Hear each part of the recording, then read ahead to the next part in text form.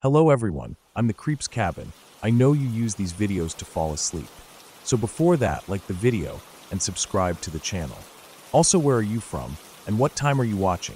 Now get comfortable and relax.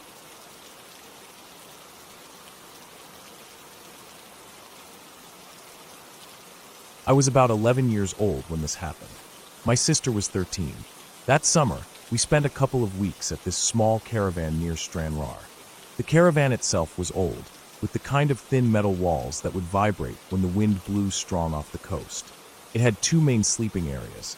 My parents slept at the far end where there was a small fold-out double bed with yellowing curtains for privacy. My sister and I slept in the living room area on the seats that turned into beds. They weren't comfortable, but at that age, nothing really hurts your back. You just lie down and sleep. We didn't have a lot to do there. The campsite was small, with no playground or arcade. Sometimes we walked down to the rocky shore, picking up pieces of driftwood or flat stones to skip across the water. Other times, we'd sit on the wooden picnic table outside the caravan and watch gulls circle above us, their calls breaking the still quiet. Inside, if it rained, we played the SNES. It sat on a little shelf under the TV, with all the cartridges stacked in an old biscuit tin. Castlevania, Donkey Kong Country, Mario All-Stars. Back then, they weren't old classics. They were just games we played because there wasn't anything else to do. Mostly though, I read. I had this collection of books about ghosts, UFOs, and cryptids. I'd pick them up cheap from library sales or charity shops, each cover creased and pages soft from being read too many times. There was one about the Gulf Breeze UFO incident that I must have read 10 times. Another about the Dover Demon that scared me even though I didn't believe it could be real. At night, I'd sometimes lie there on my little bed, staring out the caravan window into the dark, imagining those creatures creeping along the stone fence at the edge of the campsite. There was an old quarry nearby. At night, when everything was quiet except for the distant crash of waves on rock, I'd see two red lights from the direction of the quarry. They were probably aircraft warning lights, but in my mind, they were Mothman's glowing eyes, peering through the mist, watching me and my family. I liked the feeling of scaring myself a bit before I slept. It made the nights feel less empty. But deep down, I didn't really believe any of it. Weird stuff didn't happen to normal kids like me. If you heard or saw something strange, it was just your mind playing tricks on you. That's what I told myself every time I shut those books and turned off the reading lamp. One morning, I woke up earlier than I ever had on that trip. It was around 6:20. The caravan clock ticked quietly on the wall above the small kitchen counter. Outside the window, everything looked gray and heavy. The sun had technically come up, but thick clouds and a lingering fog swallowed any brightness. I lay there, wrapped in my sleeping bag, staring at the ceiling. It felt wrong to be awake that early. Normally, I'd sleep till at least 9. The only sound was the gentle metallic ticking of the clock and the occasional creak from the cooling metal roof. Even my sister wasn't snoring like she usually did. Then I heard it. Tudum, tudum. It sounded like a horse galloping past the window. It was close. Too close. I froze under my sleeping bag. I'd never seen horses at that campsite. There was a field behind the quarry with cows in it, and further along there was a fenced area with a few sheep, but no horses. And besides, the sound wasn't heavy enough to be a horse on soft grassy ground. It sounded lighter, almost like the impact of hooves or feet on hard earth, but with a depth that made my chest tighten. Tudum, tudum, tudum. It was circling the caravan.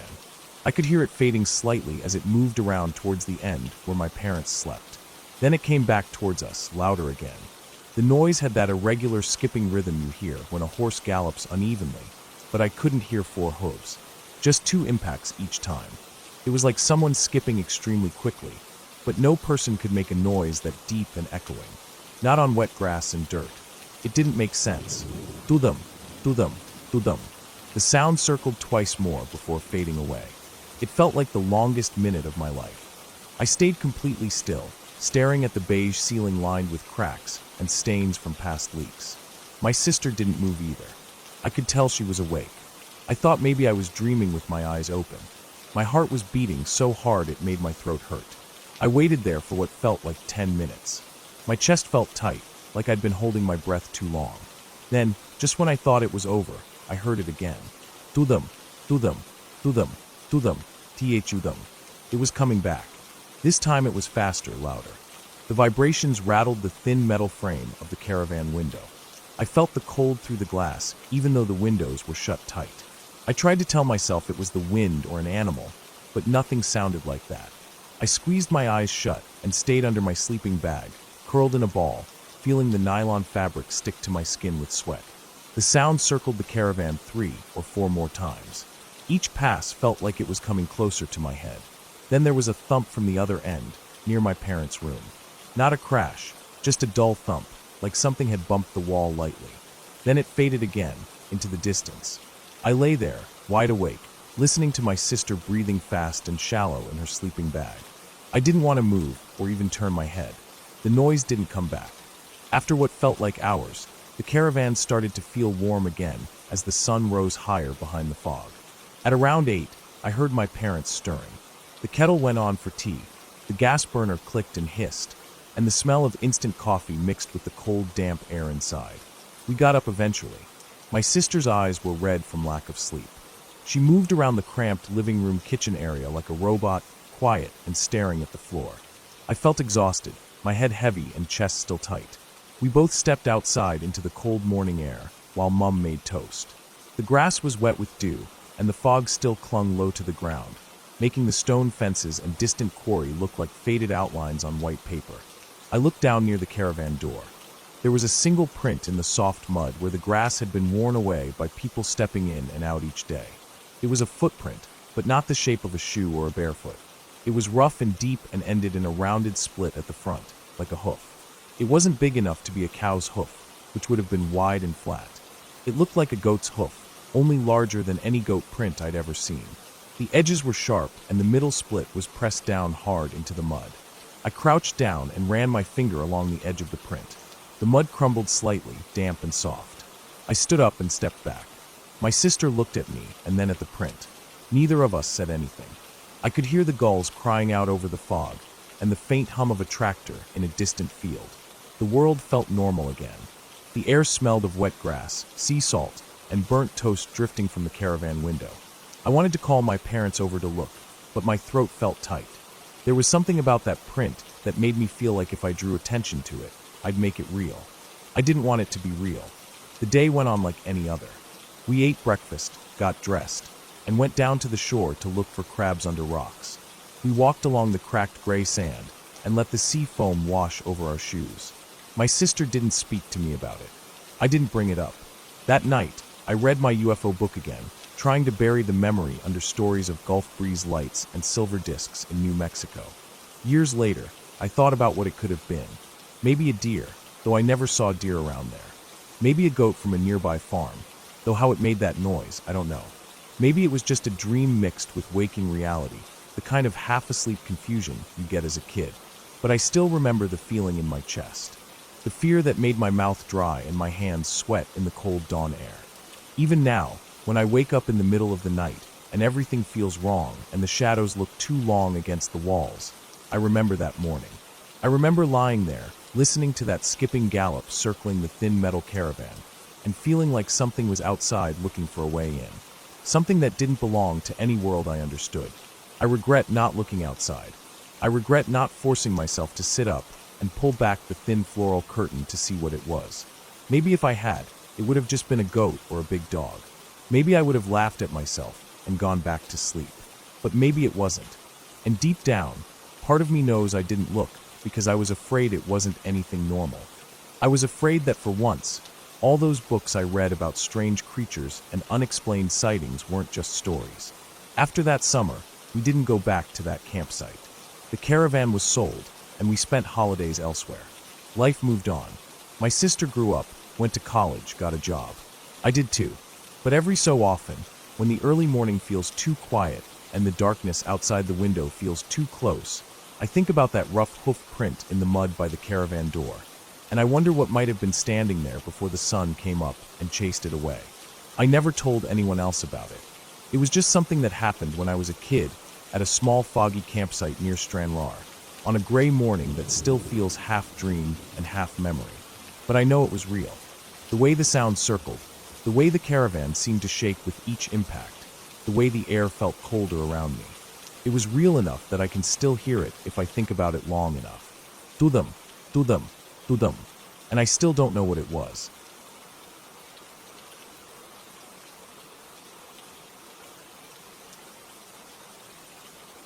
I always liked biker rallies, the way the engines roared through your chest and the smell of fuel and hot metal mixed with burning firewood at the campgrounds. It felt raw and honest in a world that's usually too clean and careful.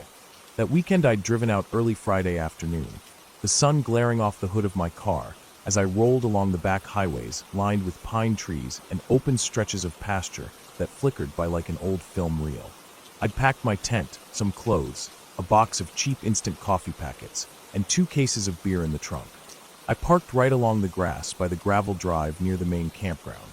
Bikes lined both sides of the clearing, leaning on their stands like a herd resting after a long stampede. The air felt like grease, dust, and sunburned leather, the kind of heavy air that settles on your skin and stays there for days. I set up my tent about 15 feet from my car. It was an old 2-person dome tent, faded green and gray, with zippers that sometimes stuck when humidity swelled the fabric at dusk. The first night, like always, was nothing but music, yelling, roaring engines, and laughter echoing under the dark sky until well past midnight. I drank most of a 6-pack by myself, just sitting on my old camp chair, watching the flames crackle in the big pit someone had dug out near the main gathering area. People sang off-key, argued about engine brands, bragged about near crashes and old scars. It felt good. It felt honest. By 1 in the morning I crawled into my tent, zipped the flap tight, and lay there half spinning, half asleep, listening to bikes rev up randomly in the distance before silence swallowed them again.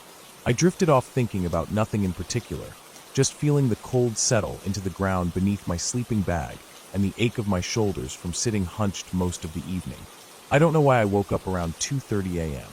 Maybe the quiet became too quiet, or maybe my bladder tried to get my attention, but I lay there for a few seconds before I heard it. A rattling, jerking sound outside, too close. My brain cleared instantly. It was someone tugging at my car door handle, not gently testing it but pulling at it hard, like they were trying to rip it open. The sound of metal flexing, the handle clacking and springing back, over and over. My chest went tight and hot, blood pounding in my ears. My breathing turned short and sharp. I wasn't scared at first. I was just angry. I'm not a small guy. Years of heavy lifting and daily push-ups gave me a shape that makes people think twice about starting anything. But in the darkness, even big guys feel that cold ripple of fear under the anger. I slid my hand up and unzipped the little window flap of the tent. The zipper felt loud as it dragged along the nylon, scratching open inch by inch until I could see out. The moon was behind thin clouds, silver light leaking through just enough to see shapes. I saw him standing there, right by the driver's door, hands still gripping the handle. I barked out in a low, hard voice that cut through the silence like a blade. "Hey, get the fuck away from my car." I expected him to jump or stumble away, maybe mumble an apology or curse back at me. Instead, he just turned his head and looked straight into my eyes through the tent window. Even with the poor light, I could see his face slack, mouth slightly open, eyes dark and unfocused, his body swaying back and forth like he was standing on a boat. He didn't say anything. He just stared at me. It felt wrong, unnatural in a way, the silence between us thick and humming. It was like he wanted me to come out there, like he was waiting for me to step out. My pulse thudded so hard I could feel it in my teeth. I grabbed my jeans from the side of my sleeping bag and yanked them on, hopping awkwardly in the confined space, knees bumping the sides of the tent. I shoved my feet into my boots, not bothering to lace them tight. The adrenaline made me clumsy, but focused at the same time. I unzipped the tent flap fully and stepped out into the cold air, gravel crunching under my boots. He was still there, staring at me, standing close enough that if he lunged, he'd reach me before I could react. I squared my shoulders, feeling my neck muscles tighten like coiled rope. I said in a hard voice, "What the fuck are you doing?" My voice sounded steady, like someone who wasn't afraid. Inside, though, I felt that electric shiver of fear in my gut, ready to explode into violence if I needed to. He didn't move for a second. Then his lips moved and a slurred, thick voice came out like his tongue was made of wet cotton. "I'm trying to get into my car to go to sleep." He blinked slow and long, head drooping forward before jerking back upright. That's when I really looked at him. His hair was flattened down with sweat, his shirt half untucked, belt unbuckled, jeans sagging off his hips. The smell of stale beer, sweat, and wood smoke drifted off him in a heavy wave that made my nose wrinkle. He was pissed drunk, beyond hammered, eyes unable to focus on anything. Just a lost camper trying to crawl into what he thought was his car. My anger dropped all at once, replaced by a tired relief and a bit of pity. I let out a sharp breath I hadn't realized I was holding, my hands unclenched from fists at my sides. I stepped closer, the gravel crunching under each slow step, and I said in a flat voice, "Come on, man, this isn't your car. Where's yours?" He didn't answer, just turned his head to look across the rows of cars and bikes, eyes glassy and unfocused. He started to stumble that way, nearly falling sideways until I grabbed his elbow to steady him. His arm felt loose in my grip, no tension, like guiding a rag doll. We walked slowly across the clearing, his boots dragging through the patchy grass and gravel. I asked him a few times which car was his, but he just mumbled, and waved his hand vaguely forward. I walked him past bike after bike, dark lumps under the moonlight, until we reached the edge of the parking area near a line of bushes. He stopped suddenly and said, "Here," pointing at an old beige sedan with faded paint. I let go of his arm and watched him fumble with the handle before managing to open the door and half fall inside. He didn't say anything to me. He just shut the door, slumped sideways across the front seat, and lay there. I waited a minute to make sure he wasn't about to puke on himself or pass out half in the dirt, but he just lay still, breathing deep and ragged. I turned back toward my tent, walking slower this time, my heartbeat returning to normal, though my chest still felt tight with leftover adrenaline. When I got back, I sat down on my folded blanket outside the tent and rubbed my face with both hands, feeling the grit of dried sweat on my skin. The air was cold, dry, and smelled like distant campfire smoke and motor oil. I sat there for a while just listening to the silence, only broken by a few late stragglers shouting near the main bonfire far off. The moon had shifted behind thicker clouds now, and the darkness felt heavier around me. Eventually I crawled back into my sleeping bag and lay there staring up at the sagging roof of the tent, thinking about how close I'd come to beating the shit out of some drunk idiot who meant no harm. It took a long time for sleep to come back, my mind running over the scene again and again. The next day I woke to bright sunlight baking the inside of the tent like an oven. I unzipped the flap and stepped out, feeling my joints crack and my head throb with mild dehydration. The rally was already alive, engines rumbling to life, laughter and clinking beer bottles echoing through the campground. I made some instant coffee in my dented tin cup, the bitter burn settling my gut. Around noon I sat with a few guys I'd met the night before, eating leftover sausages we'd grilled over the fire. The morning heat had burned away the night chill, and it felt good to sit there, heavy with sleep, stomach filling, the smell of oil and burned meat drifting around. I saw him then, the guy from last night. He walked by slowly, squinting into the sun, hair sticking up in every direction. He looked like he'd slept in a ditch, which was close enough to reality. He glanced at me, his eyes stopping, narrowing in thought. Then his eyebrows shot up in recognition. He walked over, a little unsteady but clear enough now to stand straight. He looked at me, and I could see him actually seeing me, noticing my size, my wide chest and shoulders. He let out a short laugh and shook his head. "Are you the dude that helped me find my car last night?" he asked. I didn't bother standing, just nodded once while chewing a mouthful of sausage. He let out another shaky laugh, rubbing the back of his neck. "Dude, thanks for not fucking me up last night." Then he held out a 12-pack of beer in both hands, like a peace offering. I took it, feeling a small grin tug at my mouth, and set it down beside my chair. He wandered off after that, back toward his friends clustered around their bikes. Later that afternoon, he came back by and sat with us, cracking open a couple of those beers. He didn't say much, just listened to the conversation, nodding, staring off into the trees, sometimes like he was trying to remember everything that happened. At one point, he looked over at me and just shook his head again, a smile of embarrassed gratitude on his lips. I nodded back, and we both went back to staring into the fire pit, where someone was burning empty beer boxes to keep the smoke going. It wasn't dramatic or life-changing, just another story from another rally. But that night I lay in my tent staring at the roof again, thinking about how close I'd come to wrecking his face out of fear and anger. Thinking about how thin the line is between violence and mercy when it's dark, when you're alone, and when you don't know what someone wants from you. It was a close call, and it reminded me that even when you're big enough to win, it doesn't always mean you should. It was just a drunk guy, lost in the night, and I was just a tired man in a tent, trying to get some sleep before the engines roared again at dawn.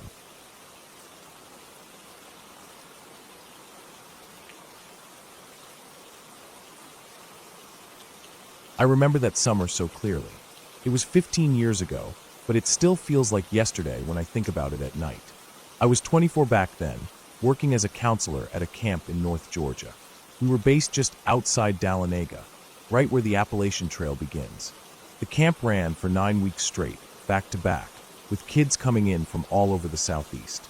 We took them on multi-day backpacking trips, and part of our training each year included a short run-through of wilderness first aid, bear safety, and basic trail etiquette. It was the usual outdoor camp stuff, nothing too serious, just enough to keep the kids safe and the parents happy. That week, we had a group of middle schoolers. They were a typical group, loud, messy, always tripping over roots and complaining about their packs being heavy. But that night was different. It was the second to last night on trail, and we were cowboy camping on a ridge about 5 miles north of Springer Mountain. It was one of those clear July nights where the air feels warm against your skin, but the breeze carries enough coolness to keep the bugs down. The sky was wide open, with every star above us burning, so bright it felt like I could reach up and pull one down into my hand. We decided to cowboy camp because the kids were exhausted from the climb earlier that day. We didn't want to fuss with tarps or shelters. The site was flat and dry. We laid out our big ground tarps, lined the kids up like sardines so they wouldn't roll onto each other, and then spread out our sleeping bags at the edges so we could keep watch. There were 3 of us counselors that night, me, Jason, and Anna. Anna was the youngest of us, just turned 21. She was a junior at a university in South Carolina, studying early childhood education. She was one of those counselors who always kept her hair in a long braid down her back, wore mismatched socks, and carried gummy bears to hand out to kids when morale was low. The kids adored her. She had a way of making everyone feel safe, even on nights when thunder rolled through the mountains or when they heard coyotes howling in the distance. That night, she laid her sleeping bag just a few feet from mine. I remember rolling over before falling asleep, watching her pull her bag tight around her shoulders, mumbling something about being too tired to care if a bear came by. Jason was already snoring. The kids were quiet for once, too. All I could hear was the wind rustling the tops of the pine trees and the rhythmic chirping of katydids down the ridge. I closed my eyes and slept hard. I woke up before dawn, as I always did on trail. The sky was a washed-out purple, barely glowing in the east. I sat up slowly, my sleeping bag rustling against the tarp. My back was stiff from sleeping on roots. I stretched, turned around to look at the kids, counting heads like I always did. They were all there, cocooned in their bags, breathing slow and steady. Then I looked at Anna. At first, nothing seemed off. She was on her side, curled up tight with her face turned toward the forest. Her sleeping bag was zipped up to her chin. But then I saw something glint in the dim light near her head. I thought it was her headlamp at first. But as my eyes focused, I saw it was a knife. A big one of those tactical knives with a black blade and serrated edge on the bottom half. It was stuck in the ground, driven deep, right next to her cheek. The handle was pointing up at an angle, like whoever put it there wanted it to be seen. I felt something sink inside me, a heavy feeling that pressed down on my chest. My mouth went dry. I looked around, scanning the tree line, listening for anything out of place. The forest was quiet. Too quiet. There were no footfalls on leaves, no snapping twigs, no whispers carried on the breeze. Nothing. I reached forward and touched the knife handle gently to make sure it was real. It didn't budge. Whoever put it there drove it in with force. Tied around the handle with a piece of thin paracord was a folded note. I pulled it off, hands shaking. The paper was torn from a spiral notebook, the edges jagged with those little bits of fuzz still attached. The writing was scrawled in thick black marker. "We could have killed you last night. Zoxa the Army Rangers." I sat there staring at it. My stomach felt hollow. My skin felt cold despite the warm air. I felt every beat of my heart echoing in my ears. For a few minutes, I just sat frozen. Then I folded the note back up quickly, stuffed it in my shirt pocket, and pulled the knife from the dirt. I didn't want the kids waking up and seeing it. I didn't want Anna to wake up with her eyes an inch from the blade and panic. I tucked it away and tried to calm myself down. I tried to think logically. The Army Rangers trained in these mountains. We saw them sometimes, dark shapes moving between trees, silent and quick. Sometimes we'd hear them at night, branches snapping far off trail, or we'd find footprints that weren't there the day before. The camp director always told us not to worry, that they trained here because the terrain was tough, and they didn't care about a bunch of campers walking through their area. But seeing that knife, reading that note, it made me feel exposed, vulnerable, like we were ants on a log being watched by someone far bigger who could crush us anytime they wanted. Anna woke up about 15 minutes later. She rolled onto her back, stretched, and looked at me with sleepy eyes. She didn't know. She had no idea what had been inches from her face all night. I told her later, after the kids were up and we'd made oatmeal for breakfast. I showed her the note and the knife. Her hands shook when she held it. She didn't cry.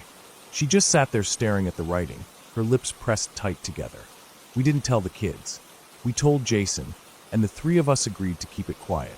The last thing we needed was a group of middle schoolers freaking out in the middle of the woods, demanding to go home.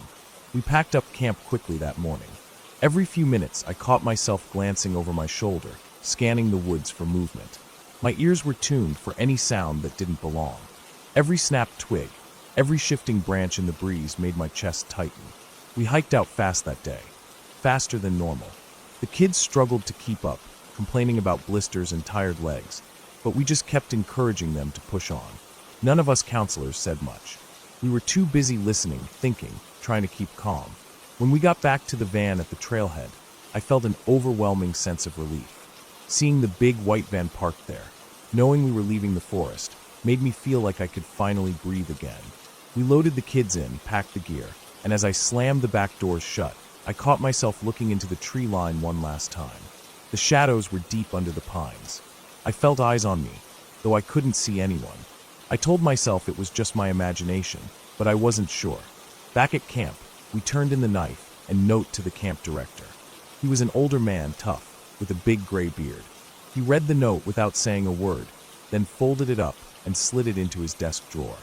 He said it was probably just a joke, that they were trained to move unseen, and maybe they wanted to scare us a little to remind us whose woods we were in. He told us not to worry, but his eyes looked tired that day. He told us not to tell any parents, that it would cause problems and lawsuits and panic. Anna didn't sleep outside again for the rest of the summer. She always set up her tarp tent, even if it was clear and warm. I couldn't blame her. For the rest of the season, I slept with a knife in my hand. Every little noise made me sit up, straining my ears, watching the dark tree trunks for movement. Every time I took kids back out on that same section of trail, I felt my chest tighten as we approached that ridge. I never slept easy there again. We finished that summer without any more incidents. No more knives, no more notes. But the feeling never went away. Even now, 15 years later, when I lay down to sleep under the stars, I think about that night. I think about how quiet they must have been, moving through our camp while we slept, placing that knife just inches from her face. I think about how long they stood there, looking down at us, deciding what to do. I think about how exposed we really are out there, no matter how strong or experienced we feel. When I left camp that year, I kept a copy of that note. I still have it, folded and tucked away in an old trail journal. Sometimes I take it out and look at it, running my thumb over the faded marker lines. It reminds me of how small we are in the dark, how there are people in this world who move unseen, with skills and training we can't even imagine, and how on any given night, someone could be standing right next to us while we sleep, close enough to touch us, and we would never even know they were there. That's what still scares me the most. Not the knife, or the note, or the thought that they could have killed us, but the simple truth that we never even woke up. Not once.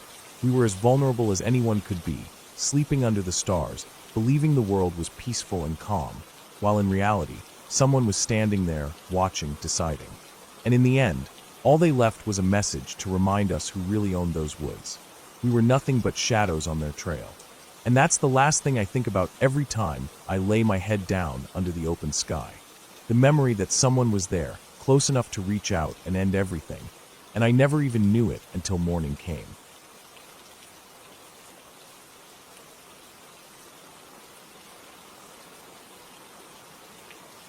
I remember that night clearer than I remember most nights out drinking or partying, or even working. It was one of those nights that gets burned into your brain because of how dark and quiet everything felt out there. We were camping in this field that backed right up against an old forest in the west of England. There were 5 of us total. Me, 3 other lads, and 1 girl. She was dating one of the guys, so they were sitting by the fire together when we all decided to mess about. The fire was blazing nice and strong. It was early autumn, but the air had a winter bite to it once the sun went down. I could feel the cold of the ground already coming up through my boots if I sat still too long, so moving around felt better. We'd been drinking cheap cider and passing around cheap weed, nothing major, just enough to loosen ourselves up and start daring each other to do dumb stuff. The sky was dark, with no moon that I could see, just this black dome above us with scattered stars poking through now and then. You could hear everything out there. Every small breeze rustling the grass, every slight creak of a tree branch, the snap and hiss of the fire spitting out little embers. That's when the idea came up to go explore the woods. The couple wanted to be left alone to talk or snog or whatever, so we let them be, and the 4 of us got up to wander into the trees. The path into the forest was thin, just packed dirt from tractors and walkers over the years, lined with roots that bulged up like veins. Guy number 1, who I'll call Tom, had this massive maglite torch, the proper police style, heavy enough to crack someone's head open if needed. It cast this harsh white beam that cut straight through the dark ahead of us, but left everything else in blackness. Guy number 2, who I'll call Lee, had brought along his night vision camcorder because he thought it'd be funny to film us creeping around like Blair Witch rejects. Lee didn't want to walk last, though. He was jumpy as hell even though he was the one filming, so I told him I'd take the back. I didn't mind it at first. I liked seeing the silhouettes of my mates in front of me, their heads bobbing slightly as we walked in single file along the track, Tom's torch sweeping ahead. The air smelt of cold moss and wet leaves. Each breath felt crisp in my chest, like I was breathing through thin sheets of ice. As we moved deeper in, the sound of the campfire faded until all I could hear were our boots crunching the ground and the occasional sniff or cough. Now and then, Tom would flick the torch off into the trees just to mess with Lee, and Lee would jerk his camcorder around and whisper "fuck off" under his breath before turning back to film. Guy number 3, who I'll call Dan, was in front of me, and he kept making stupid jokes like, "Imagine there's a murderer out here just watching us right now," and snickering to himself. I didn't laugh. I just kept watching the dark behind us and the thin sliver of light ahead. The forest felt heavy, like it was pressing in on all sides. Each tree trunk was thick and slick with old moisture, the bark looking almost black under the maglite beam. The ground dipped in and out of shallow hollows where rain had collected and dried up again, leaving behind thick mud that sucked at our boots. I kept hearing small noises off to the sides, rustles, maybe a bird shifting in its nest, or a rabbit scuttling under ferns. Every sound made me twitch my head to look, even though I couldn't see anything past the first few feet of torchlight. We kept walking, scaring each other, just 4 idiots playing bravado games in the woods. My heart was thudding faster than I wanted to admit. I kept thinking about how vulnerable my back felt, how the dark behind me felt like a wall I couldn't break through. Every step away from the fire felt like stepping deeper into some place we weren't supposed to be. Tom kept leading the way, confident as ever with that big torch, and Lee kept filming with his night vision, whispering his commentary into the mic like a moron. Then it happened. It was so sudden that at first I didn't even register what I'd heard. Off to our right, in the trees, there was this crack. Not a twig snapping, not a branch dropping from above. It was a huge crack, like someone had grabbed a thick rotting log and broken it clean in half over their knee. The sound was deep, like the entire log was hollow, and it echoed out into the forest, rattling around the trunks before it died away. All 4 of us froze. You could hear our breathing, ragged and sharp. The torch swung off to the right, and I watched the beam slide over tree after tree, throwing their shadows long and thin across the leaf litter. And then it landed on something. At first I thought it was just another tree trunk, maybe a twisted old oak, dark and fat with moss climbing up it. But then it shifted slightly, like it moved with the torchlight. It wasn't a deer, that was for sure. It wasn't shaped like one. It was just a mass, tall and wide, with no clear edges, no antlers or thin spindly legs. I could feel my stomach turning over on itself as I stared. My mind was scrabbling for explanations. Maybe it was 2 tree trunks close together. Maybe it was a tree stump fallen sideways. But then it moved again, this time just slightly to the left, enough for me to see that it wasn't rooted to the ground. I don't remember thinking anything logical. I just remember my knees going weak, like my bones were suddenly rubber. I turned on my heel and sprinted. I didn't think about my mates, didn't think about the path, didn't even think about the thing in the woods. I just felt my body screaming to get away. I could hear Lee yell out behind me, "God damn it." And then his footsteps pounding after mine. The night vision camcorder swung wildly in his hands, clacking against his chest as he ran. I could hear Tom and Dan shout, then the heavy crunch of their boots as they took off too. Branches slapped my arms and face as I barreled through the undergrowth, following the slight lighter line of the path underfoot. My breathing was ragged, almost sobbing, and every time my foot hit the dirt I felt this shiver of panic shoot up my spine. I don't think I blinked once on that run back. I kept expecting to hear that crack again, right behind me this time, or hear something massive crashing through the trees in pursuit. When we broke out of the tree line and into the open field again, it felt like bursting out from underwater. The fire was still there, glowing orange and spitting sparks into the air. The couple looked up, confused, as we all skidded to a halt near the fire, our chests heaving, sweat prickling cold across my back. Lee was still holding his camcorder, his hands shaking so badly he had to set it down. Tom was gripping his maglite like a club, his knuckles white around the handle. We tried to tell them what we saw, but they just laughed it off. "Probably a big deer," they said, "or a tree stump, or maybe a cow got loose from one of the nearby farms." But I knew what deer looked like. I'd seen them plenty of times, even at night, their eyes reflecting the light back. This thing didn't have any shine to it. It didn't have a shape I could recognize. It was just mass. We ended up staying by the fire the rest of the night. None of us wanted to go back into the woods. I remember sitting there, my knees pulled up to my chest, feeling the warmth of the flames on my face and the ice of the night against my back. I was shaking so hard I couldn't even hold my cider bottle properly. Eventually, I popped an ecstasy pill one of the lads had brought along, and everything blurred out after that. The colors of the fire felt like they were pulsing into my eyes. The grass felt like a soft carpet, and I could hear music in my own breathing. It was the only way I could calm down. If I hadn't done it, I think I would have sat there all night, staring into the dark, waiting for that shape to appear just beyond the reach of the light. By morning, it felt like a half-remembered nightmare. The sun came up gray and dull through the mist, the grass wet with dew, our boots soaking as we packed up. But when we left that field, walking past the edge of the woods, I couldn't bring myself to look in between the trees. I kept my eyes down on the mud, feeling that same weight pressing in from the shadows. I never figured out what it was. Maybe it was a cow, maybe some huge old tree that looked wrong in the dark. But I know what I saw. I know how it moved, how the ground seemed to echo when that log snapped. I never went back to those woods again. Even now, years later, when I think about camping, I feel that same shiver run down my spine, and I remember how the world felt when I saw that shape in the dark, like there was nothing between me and it except a few feet of cold air and my own fear trying to hold me in place. And I remember how it felt to run, not even caring about anything except getting back to the light.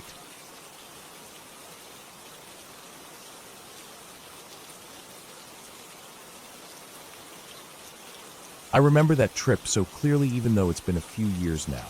I had planned it for weeks, wanting to get away from everything, work, people, noise, my phone constantly vibrating in my pocket. I wanted complete silence, just the sound of the water lapping against the shore, the breeze rustling through the pines, maybe a loon calling in the early morning before the sun came up. That's why I picked Sylvania Wilderness in the Upper Peninsula of Michigan. I'd been there once before with friends, but this time I wanted to go alone. I knew the campsites there could only be accessed by canoe, which meant it would be just me and the woods. It took me half a day to drive up from home. I crossed the bridge into the Up just before noon and drove through all those small towns with their single gas stations and faded motels. I stopped at a grocery store for some last-minute supplies, beef jerky, peanut butter, tortillas, instant coffee.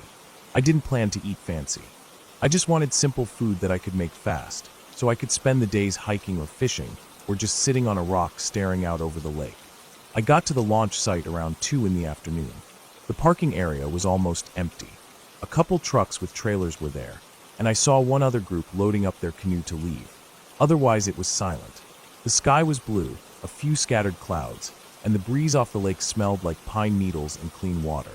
I checked my pack straps one more time and pushed off. My canoe felt steady under me as I paddled out across the lake. The sun was warm on my arms. It took about 45 minutes to reach my campsite, which was tucked back into a cove on the far side of the lake. When I landed, I pulled the canoe fully onto shore so it wouldn't drift away overnight. The campsite was perfect, just a flat clearing with a fire ring, a small area for a tent, and a narrow path leading back into the woods for when I needed to go to the bathroom. Everything else was untouched forest, thick old-growth trees with deep green needles, soft moss underfoot, fallen logs covered in lichen, the quiet so heavy I could hear my own breathing louder than anything else. I spent that first afternoon setting up camp. I put my tent on the flattest spot I could find, using my foam pad to make sure I wouldn't end up sleeping on a rock. I gathered some dead wood from the edge of the site, stacking it neatly by the fire ring. Then I just sat there for a while, looking out over the lake, listening to a woodpecker tapping somewhere off to my left.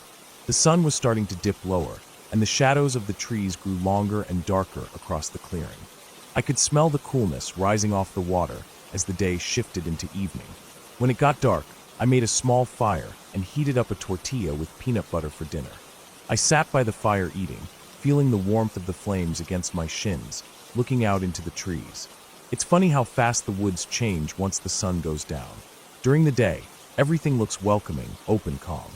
At night, even the smallest shadow looks like something crouching behind a tree. The breeze that felt so nice during the day starts to sound like footsteps or whispers in the branches. I tried to ignore it and focused on the crackle of the fire and the taste of the peanut butter sticking to the roof of my mouth. I watched the flames burn lower, thinking about when I should go to my tent to sleep. I had a long hike planned the next day, a loop trail that would take me past 2 smaller lakes before bringing me back around to this site by the late afternoon. My eyelids were getting heavy, and I was thinking about standing up to brush my teeth and crawl into my sleeping bag when I noticed it. At first I thought it was just a reflection from the fire. I rubbed my eyes and blinked, but it was still there, an orb of light floating in the woods behind my tent. It wasn't bright like a lantern or a flashlight. It was dim, white light, like a glowing fog in the shape of a ball. It looked about a foot in diameter, maybe a bit less, and it just hung there in the trees. My heart started pounding so hard I could feel it in my throat. I stayed completely still, staring at it, trying to make sense of what I was seeing. It didn't flicker or move like a candle flame. It didn't bounce around like someone walking with a headlamp. It just floated there, drifting slowly through the trees, maybe 30 or 40 feet back from my tent. The trees were spaced wide apart, and I could see it move between the trunks. It didn't make any sound, and it didn't light up the branches around it. It was just there, glowing softly like something out of a dream. I kept watching it as it moved slowly behind a thick pine tree and disappeared. My eyes stayed fixed on the spot where it vanished, waiting for it to come out the other side, but it didn't. The light was just gone, like it had never been there. I felt this sick, crawling feeling in my chest, like someone was squeezing my ribs. I didn't want to move. I didn't want to turn around or stand up or walk into the dark to get to my tent. I sat there by the fire, staring into the woods, trying to hear if anything was moving out there, but it was completely silent.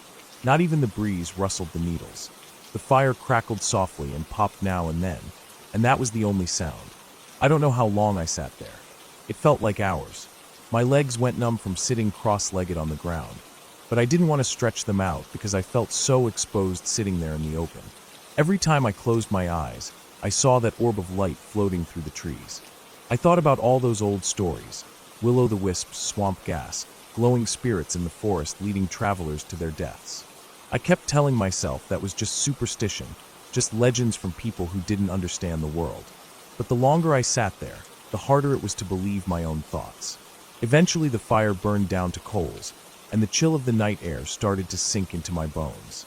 I wrapped my arms around myself and rocked back and forth, listening for any footsteps or breaking branches in the woods. There was nothing. I kept thinking if it was a person with a flashlight, I would have heard them moving. If it was a lantern, it would have been brighter and lit up the trees around it. If it was some animal, it wouldn't have been glowing like that. I wanted to go to my tent, but couldn't make myself stand up. I poked at the coals with a stick, trying to get a bit more light, but they just glowed dull red and didn't help much. Finally, when the sky started turning a dark gray-blue with the coming dawn, I forced myself to get up. My knees cracked, and my back felt stiff and cold. I walked slowly to my tent, looking over my shoulder at the trees every few steps, waiting to see that orb again. But it didn't come back. I unzipped my tent as quietly as I could, crawled inside, and lay down fully dressed, with my sleeping bag pulled up to my chin. I didn't even take off my boots. I just lay there, staring at the roof of the tent, listening to the first birds starting to call as the sun came up. The next day I was too tired to do my long hike. I just walked down to the edge of the lake and sat on a rock for hours, staring at the ripples on the water, trying to tell myself that I imagined it, that it was swamp gas or a trick of the light or something simple and explainable. But deep down, I knew it wasn't. I had seen what I saw. I spent the rest of the day gathering wood, making a bigger fire than the night before, and keeping it burning as long as I could after dark. I kept looking at the trees behind my tent, waiting to see if the orb would come back, but it didn't. That night, I finally forced myself to go to bed around midnight. I zipped up my tent and lay there listening to every tiny sound. A squirrel chattering in its sleep, an owl hooting far off, the water brushing against the shore. Every noise made my heart jump, thinking it was coming back. I didn't sleep well the rest of that trip. Every night, I sat by the fire staring into the woods, waiting to see that pale light moving between the trees. It never came back, but that didn't make me feel better. In some ways, it made it worse, because I couldn't explain what I saw that first night.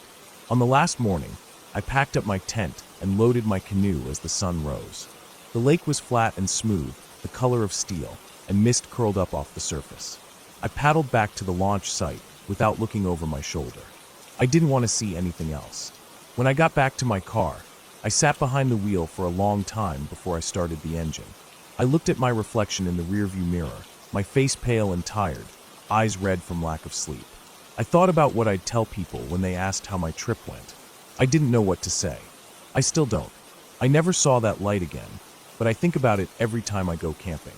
Sometimes when I'm walking alone in the woods after dark, I catch myself scanning the trees, half hoping and half terrified that I'll see that orb floating through the branches again, silent and impossible, moving slowly through the dark forest like it has all the time in the world. I never tell anyone about it because I don't want them to laugh or tell me it was just my imagination. I know what I saw. It was real. And even though I still don't know what it was, I know how it made me feel. Like I was nothing but a tiny, trembling creature sitting by my fire, surrounded by something older and deeper than I could ever understand. Something that was there long before me, and will still be there long after I'm gone.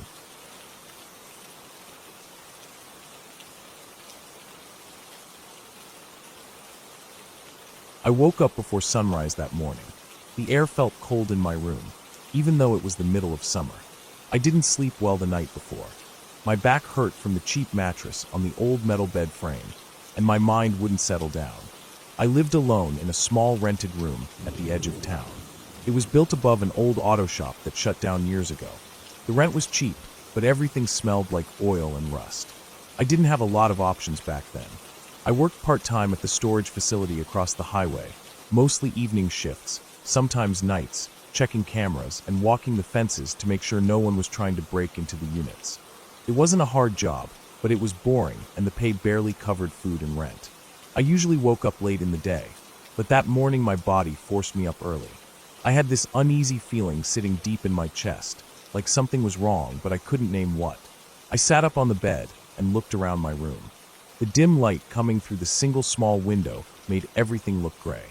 My old wooden dresser with peeling paint stood against the wall. On top of it were a few crumpled receipts, my empty wallet, and a small mirror that I never used because it was cracked. My boots sat by the door, caked in dried mud from the week before when I helped my cousin move some junk from his backyard. My uniform pants were folded over the chair, and I reached for them and pulled them on slowly, feeling the stiffness of the fabric. I put on my work shirt, grabbed my boots, and laced them up tight. I had a long day ahead. My boss asked me to come in early to cover for someone who quit without notice. I stepped outside into the narrow metal staircase that led down to the street. The sun wasn't up yet. Everything was silent, except for a few early trucks rumbling down the highway in the distance.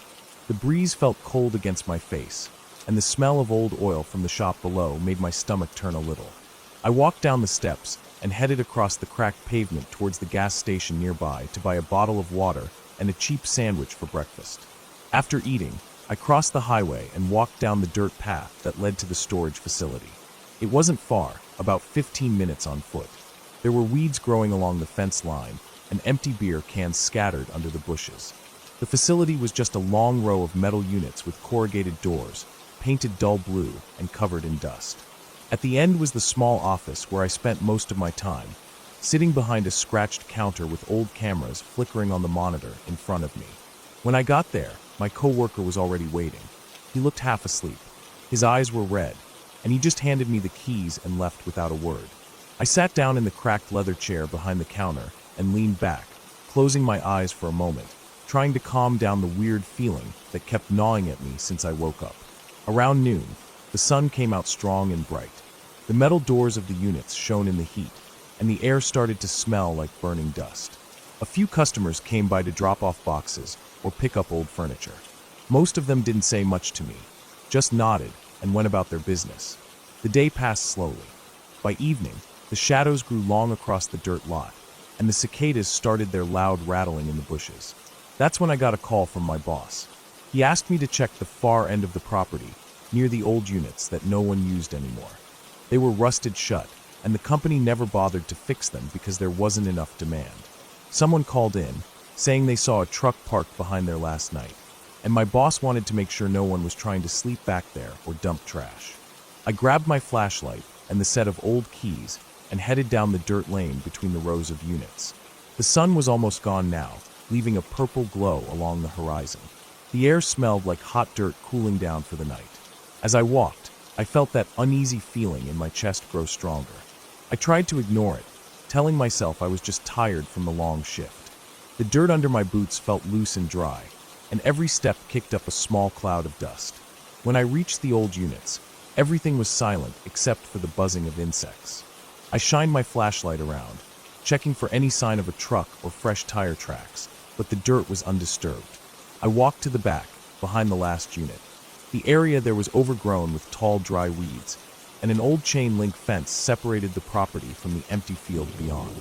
I scanned my light along the fence line. That's when I saw something that made my stomach clench. There were pieces of cloth caught on the rusted fence, as if someone had climbed over it in a hurry. The cloth looked like part of a gray hoodie. I moved closer and saw footprints in the loose dirt leading away from the fence into the field. They were fresh. I felt that feeling again, stronger than before. My chest felt tight, and my mouth went dry.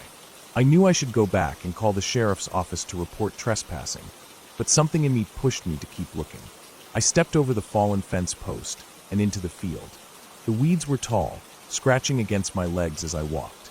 The sun was gone now, and darkness was settling in fast. I kept my flashlight pointed down, following the footprints. They led further out into the field, then curved towards a small grove of trees near the edge of the property. As I walked, I heard something in the distance, a soft, rhythmic thudding. I stopped and listened. It sounded like footsteps, but heavy and slow, like someone dragging their feet through the dirt. My heart started pounding in my ears. I turned off my flashlight for a moment and stood still, trying to hear better. The footsteps stopped too. I waited, my breathing shallow, trying not to make any noise. After a few seconds, I turned the light back on and kept walking, moving slowly now, careful with each step.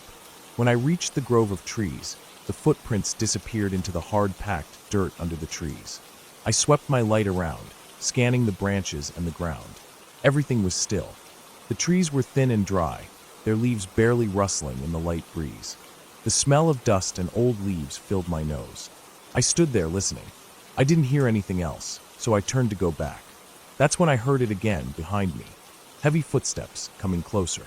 I spun around, shining my flashlight through the trees, but saw nothing. The footsteps stopped again. My chest felt like it was being crushed from the inside. I stood there, frozen, trying to listen over the sound of my own heartbeat. Then I heard breathing. Slow, deep breathing, like someone was standing just out of sight, watching me. I forced myself to move, taking one slow step back, then another. I kept my light pointed in the direction of the sound, but saw nothing. I turned and started walking quickly back towards the fence. Every few steps, I turned to check behind me, but there was nothing there. Just the darkness between the trees and the soft rustle of dry leaves. When I reached the fence, I climbed over it as fast as I could, scraping my hand on the rusted wire. I didn't care. I ran back towards the units, my boots slipping on the loose dirt. I didn't stop until I reached the office and locked the door behind me. I stood there for a while, breathing hard, my whole body shaking. I felt sick. My hand was bleeding from where I scraped it, but I didn't even feel the pain. I sat down in the chair and watched the camera monitors, scanning each feed over and over. I didn't see anything unusual, just the dark, empty rows of storage units and the flickering security lights. But that feeling never went away. Even when I finished my shift and walked back home in the dark, I kept looking behind me every few steps. When I reached my room, I locked the door and pulled the chair up against it. I sat on my bed in the darkness, listening to the quiet hum of cars on the highway. I didn't sleep that night. Every time I closed my eyes, I heard those footsteps again, heavy and dragging through the dirt. In the morning, I called my boss and told him what I saw and heard. He didn't say much, just told me to keep an eye out and let him know if anything else happened. Later that day, I called the sheriff's office myself. They sent someone out to check, but they didn't find anything. They told me it was probably just a transient passing through. For the next few weeks, I kept seeing footprints by the fence. Sometimes I saw fresh cigarette butts in the dirt, even though no one was allowed to smoke near the units. I started carrying a small utility knife clipped to my belt, just in case.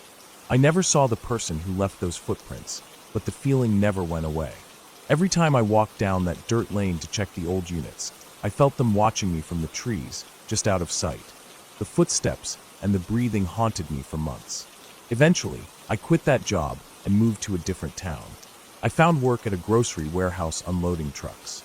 It was hard work, but at least I didn't have to walk down dark lanes alone at night. Even now, years later, when I walk home in the dark or stand alone in a quiet place, I hear those footsteps in my mind. Heavy, slow, dragging footsteps. And I remember that cold feeling in my chest, knowing someone was there, watching me from the darkness, waiting for me to make a mistake. I never found out who it was or what they wanted. I just know I never want to feel that way again.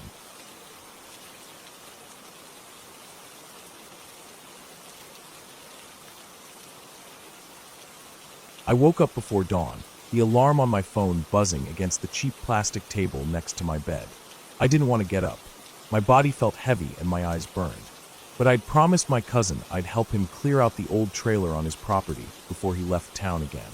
I sat on the edge of the mattress for a while, rubbing my face and staring at the dark shape of my boots by the door.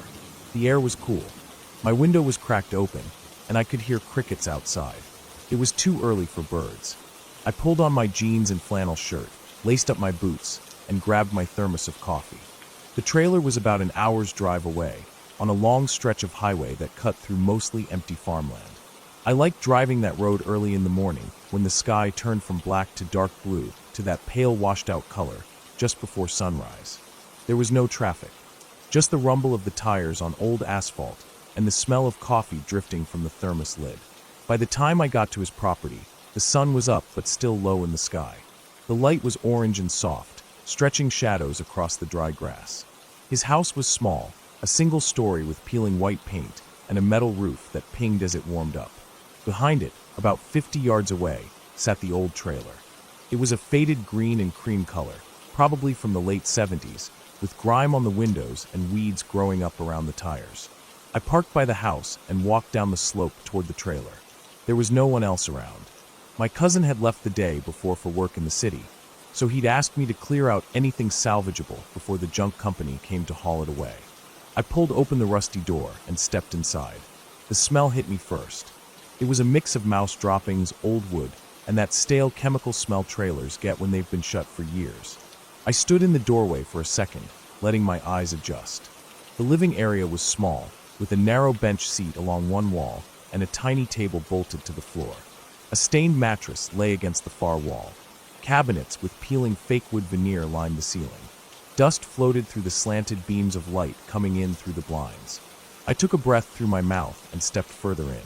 I started with the cabinets above the bench seat. Mostly junk. Old packets of sugar hardened into rocks, a half-empty box of rice, plastic cups with spider webs stretched across their rims. Under the table was a cracked cooler with mold blooming on the lining. I dragged it outside and dumped it on the grass. I worked slowly, trying not to breathe too deep. Sweat started to gather under my arms as the sun rose higher and warmed the metal walls. I opened all the windows I could to let air flow through. I moved to the back room, which was just a narrow space with a closet on one side and a small bathroom on the other. The closet smelled sharp, like old shoes. Inside were dusty coats and jackets, some plastic hangers melted into weird shapes, and a box of nails. I pulled it all out, setting the usable stuff in one pile and the trash in another. My boots crunched on something, and I looked down to see a small dead mouse flattened against the linoleum. I scraped it up with a piece of cardboard and threw it outside. The bathroom door was stuck. I leaned my shoulder into it and felt the wood bend a little before it finally popped open. The toilet was full of brown water and dried leaves. A thick spider web blocked half the tiny shower stall, and there was a black widow sitting in the middle of it. I backed out and closed the door again. There was nothing worth saving in there anyway. I decided to check under the bench seat in the living area before leaving for lunch. The seat cushion was brittle, and when I lifted it, flakes of foam fell onto the floor. Underneath was a storage compartment. I grabbed the edge of the plywood lid and pulled it up. Inside was a tangled mess of old blankets, some tools, and what looked like a fishing rod. I reached in to grab the rod when I saw something that made my stomach twist. Wedged into the corner, under the blankets, was a plastic grocery bag tied shut. It was covered in dust and had dark stains on the bottom. I don't know why, but I felt this tight feeling in my chest when I saw it. Like my body already knew something my brain hadn't figured out yet. I pulled it out and set it on the bench seat. The bag felt heavy and slightly soft. My heart was beating hard now. I didn't want to open it, but I also couldn't just leave it there. My hands felt cold, even though sweat was dripping down my back. I loosened the knot at the top and peeled the plastic open. Inside was a bundle of rags, stiff with dried brown stains. I felt a sour taste fill my mouth. I pulled the rags apart with shaking fingers and saw what was hidden in the middle. It was a small purse, the leather cracked and dark. I didn't recognize the brand, but it looked old. I picked it up, careful not to touch the rags too much, and unzipped it. Inside were a few crumpled bills, some coins, and an ID card. I pulled out the card and wiped it against my shirt to see the photo. It was a woman, probably in her 40s, with shoulder-length hair and a tired smile. Her name was listed under the picture, but I didn't recognize it. The expiry date was from almost 12 years ago. I sat there for a long time, staring at her face. The smell of rot and mouse droppings pressed in around me. My heart was thudding against my ribs like it wanted out. I stood up and looked around the trailer. There was nothing else in here that mattered compared to what I'd just found. I grabbed my phone from my pocket and walked outside into the sun. My hands were shaking so badly I could barely unlock the screen. I didn't know what to do. I walked in circles on the dry grass, staring at the purse, at the ID card, at the brown-stained rags. I felt like I was floating a few inches above my own body. Finally, I decided to call the sheriff's department. I gave them my cousin's address and told them what I'd found. The dispatcher's voice was calm and flat, and she told me to wait there until deputies arrived. I ended the call and sat down on the metal steps of the trailer. The sun felt hot on my shoulders. Flies buzzed around my face, landing on the sweat on my temples. I felt sick. It took them about 30 minutes to get there. I heard their tires on the gravel driveway and saw 2 patrol trucks pull up by the house. 2 deputies got out. They didn't say anything to me. They walked straight to the trailer, their boots crunching on the gravel and dead grass. I stood up and handed them the purse and ID card without saying anything. They both looked at it, then at me, then at each other. One of them nodded and stepped inside the trailer. The other told me to stay put and walked off to call someone on his radio. I watched as more vehicles arrived over the next hour. Unmarked cars, another patrol truck, and finally a white van with coroner printed on the side. People moved in and out of the trailer, talking in low voices I couldn't hear from where I stood.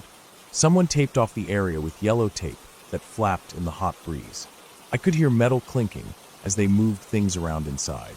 My stomach growled with hunger, but I felt too sick to even think about food. Finally, after what felt like forever, one of the deputies came over to me. He told me they were going to take the trailer in as evidence, and that I should go home for now. He said someone would contact me later if they needed a statement. I nodded and walked back to my truck. My legs felt numb, like I was wading through water. I climbed into the driver's seat and sat there for a few minutes, staring at the steering wheel. My hands were still trembling. As I drove away down the long dirt driveway, I looked in the rearview mirror. The trailer sat there in the sun, with deputies moving around it, and the yellow tape flapping like a warning. The heat shimmered off the metal roof, and for a second, everything looked blurred and unreal. I felt empty, like something had been scooped out of me and thrown away. I drove home slowly, the coffee in my thermos long gone cold. My mind was blank. I felt tired in a way I couldn't describe. When I got home, I left my boots by the door and went straight to the bathroom to wash my hands. I scrubbed them hard under hot water until my skin turned red. I kept seeing that bag, those brown-stained rags, the woman's tired smile on her ID card. I kept thinking about how long that bag had been there, hidden under blankets, hidden under foam cushions in a trailer no one used anymore. How many years no one even knew she was gone. I lay down on my bed, staring at the ceiling fan turning slowly above me. The room felt too quiet. The smell of dust and mouse droppings clung to my nose.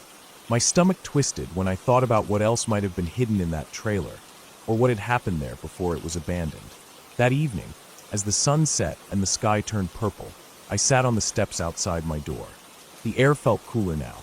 A breeze rattled the dry leaves of the tree in my yard. I thought about that woman's family. If she even had any. If anyone had missed her, or wondered where she'd gone. I wondered what my cousin would say when he got back and saw the trailer gone. Yellow tape tied around the dirt patch where it sat for years. I sat there until the first stars came out, thinking about how easily people disappear, and how sometimes the truth stays hidden in the smallest, darkest places. And how the only reason it comes out at all is because someone like me was just cleaning out junk on a hot morning, trying to finish a promise before lunch.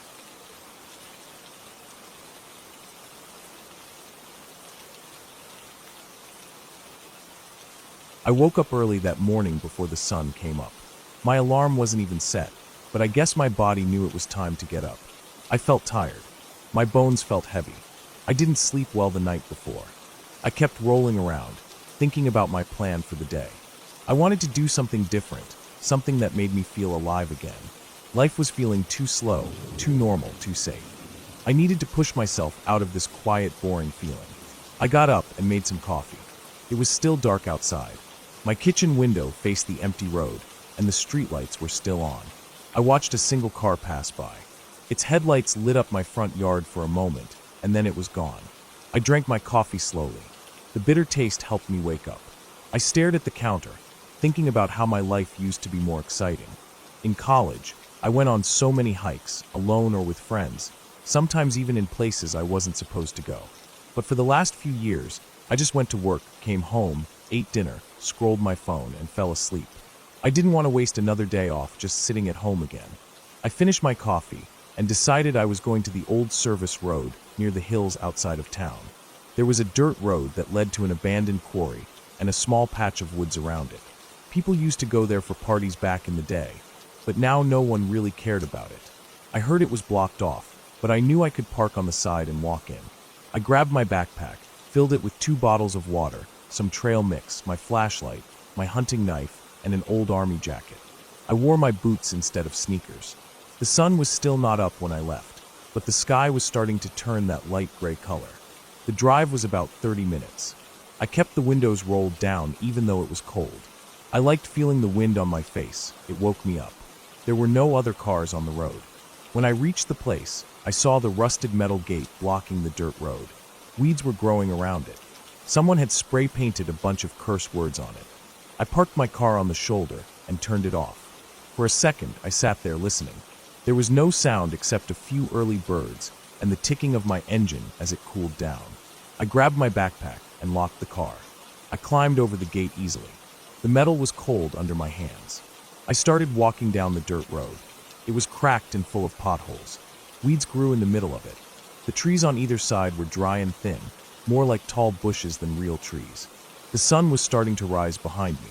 The light was turning everything a pale yellow. I felt better as I walked. My mind felt clearer, like the cold air was blowing away the cobwebs in my thoughts. After about a mile, I reached the old quarry. It wasn't very big, just a large pit with loose rocks and some old rusty equipment half buried in dirt. I stood at the edge and looked down at it. The air smelled dry and dusty. I could see some old tires and a metal drum at the bottom. There was graffiti on the rocks. I walked around the edge, watching my step carefully. I didn't want to slip. The drop wasn't too far, but the rocks below looked sharp and hard. I found a small trail leading away from the quarry into the woods. The path was narrow, with thorn bushes on either side. I had to hold my arms close to keep from getting scratched. The trees were thicker here, taller than the ones by the road. The light was dimmer under the branches, even though the sun was up now. I kept walking, listening to my boots crunch on dead leaves and twigs. After a while, I found a small clearing. There were old beer cans and burned wood from someone's fire long ago. I sat down on a fallen log and drank some water. My back was sweating under my jacket. I took it off and tied it around my waist. I looked around. It was so quiet, only birds and the sound of wind in the trees. It felt peaceful. I closed my eyes for a bit, breathing in the cool morning air. I don't know how long I sat there. When I opened my eyes again, I noticed something strange. There was a path leading out of the clearing that I hadn't seen before. It was almost hidden behind some bushes. It didn't look like a deer trail. It looked like a human trail, worn down and packed from footsteps. I felt curious. I decided to follow it. The path was narrow but clear. It twisted through the trees, going slightly downhill. The air felt colder here. I saw broken branches that looked like they had been cut or snapped. After walking for maybe 15 minutes, I smelled something bad. It was faint at first, but it got stronger as I walked. It smelled like rotting meat. I slowed down, breathing through my mouth. I didn't want to throw up. My stomach felt tight. The smell was coming from somewhere ahead. I kept walking, careful where I stepped. The smell was strong now, almost choking. Then I saw it. Off to the side of the path, hidden behind some bushes, was a dead deer. Its body was half-eaten. The ribs were showing, the skin ripped open and flies crawling all over it. The meat looked dark and dry. The head was twisted at a weird angle, the eyes cloudy and sunken. I stared at it for a long time. I felt a chill go down my back. I started thinking about what could have killed it. Probably a mountain lion or coyotes. But then I noticed its legs were tied together with blue nylon rope. Its mouth was taped shut with gray duct tape. My stomach dropped. I felt my knees go weak. I stepped back, almost tripping over a root. My heart was pounding so hard I thought I was going to faint. I looked around quickly. The woods were quiet. Too quiet. No birds, no insects, nothing except the wind moving through the branches. I felt like something was watching me. I turned around and started walking back the way I came. I didn't care about being quiet anymore. I walked fast, almost jogging. My chest felt tight, and I was breathing hard. I kept thinking about the deer. Who would do that? Why? It didn't make sense. I reached the clearing again. I stopped to catch my breath. I felt dizzy. My shirt was soaked with sweat. I took a sip of water, but it didn't help. My hands were shaking. I looked around the clearing again, trying to calm down. Then I noticed something else. There was a small plastic bag on the ground near the burned firewood. It wasn't there before. I walked over to it. My legs felt heavy. I picked it up and opened it. Inside were zip ties, a dirty rag, and a roll of duct tape. My stomach turned. I dropped the bag and stepped back. I felt like throwing up. I didn't hear anyone, but I felt like someone was there, watching me from the trees. I looked around quickly, but saw nothing. The feeling wouldn't go away. I turned and ran down the trail back toward the quarry. My boots slipped on the dirt and rocks, but I didn't care. My breathing was loud in my ears.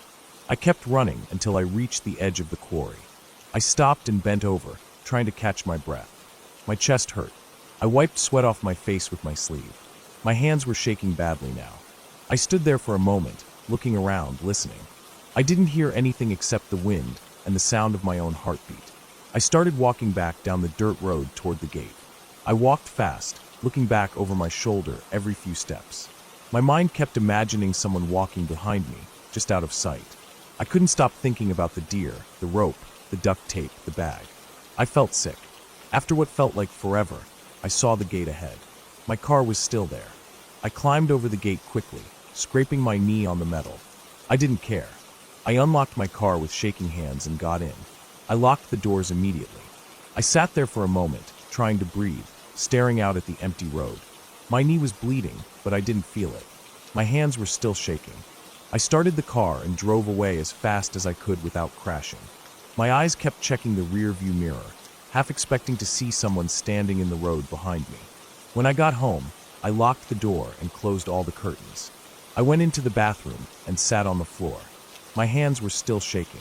I felt like I couldn't breathe. I stayed like that for a long time, just sitting on the cold tile floor, staring at the sink, my mind blank except for the image of that deer with its mouth taped shut and its legs tied together. I kept thinking about how whoever did that was probably out there right now, watching me in the woods. I wondered if they saw me find it. I wondered if they followed me back to the gate. That night, I couldn't sleep. Every time I closed my eyes, I saw the deer. I saw the bag with the zip ties. I kept thinking about how that could have been a person instead of a deer. I kept thinking about how I walked into someone else's place, someone who did things like that.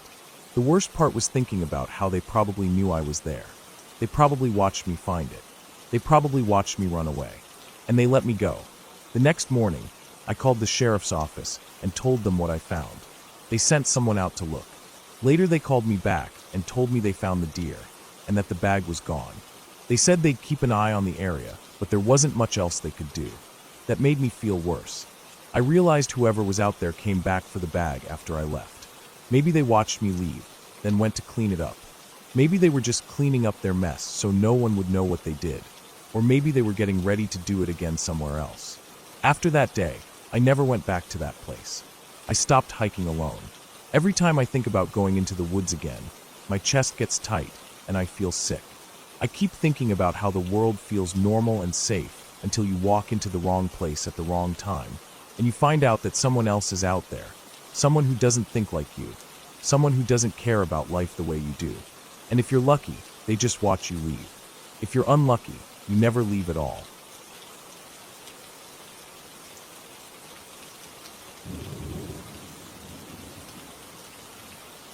I woke up earlier than usual that morning. The air felt heavy and damp, even though the sun was already climbing up over the trees. I could hear birds outside my window and the hum of traffic far off, but inside my room it felt silent. I lay there staring at the ceiling fan, watching it turn in slow circles. For a while, I thought about calling in sick to work. I didn't feel sick, but something about the day felt off, like the edges of everything were too sharp.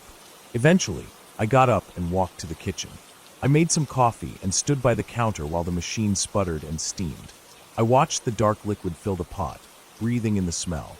It was quiet outside, except for a few cars that passed now and then. I poured my coffee into a steel travel mug, got dressed in my uniform, and tied my boots by the door. I had to go check on a property out by the old train tracks today, where someone had dumped broken appliances and trash last week. My boss wanted me to walk the entire perimeter to look for more illegal dumping. I drove out of town, heading west past the hardware store and the empty gas station that closed down a year ago.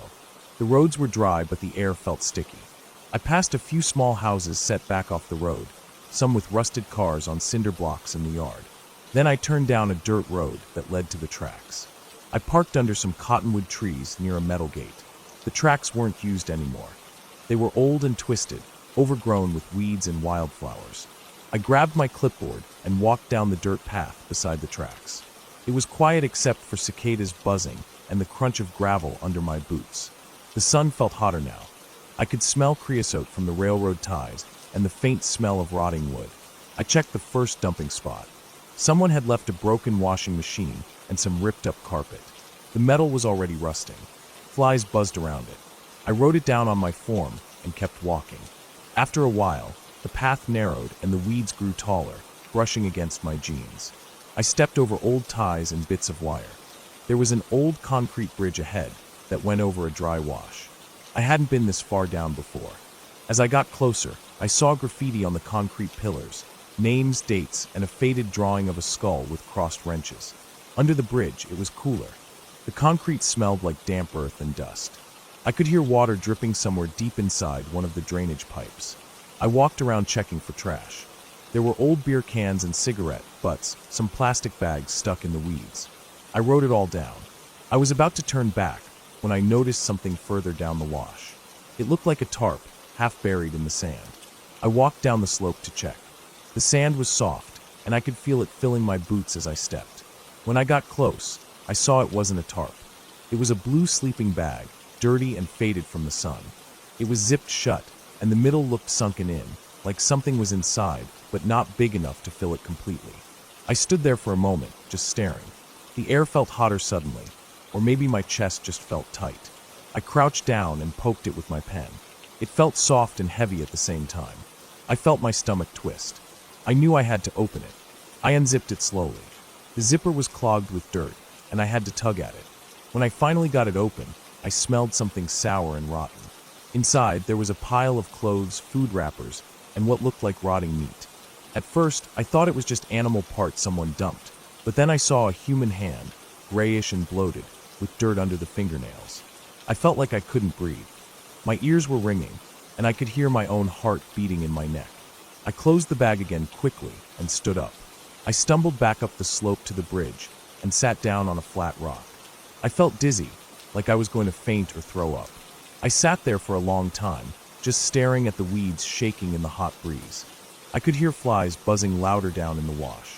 Eventually, I stood up and called the sheriff's office. My voice felt flat and far away as I told them what I found. They told me to stay there, so I did. I walked back under the bridge and just waited, staring at the cracked concrete. I didn't want to look down the wash again. My head hurt and my mouth felt dry. After what felt like an hour, I saw dust coming up the road and heard sirens. 2 deputies got out of their SUV. They walked down to where I stood. I pointed down to the wash.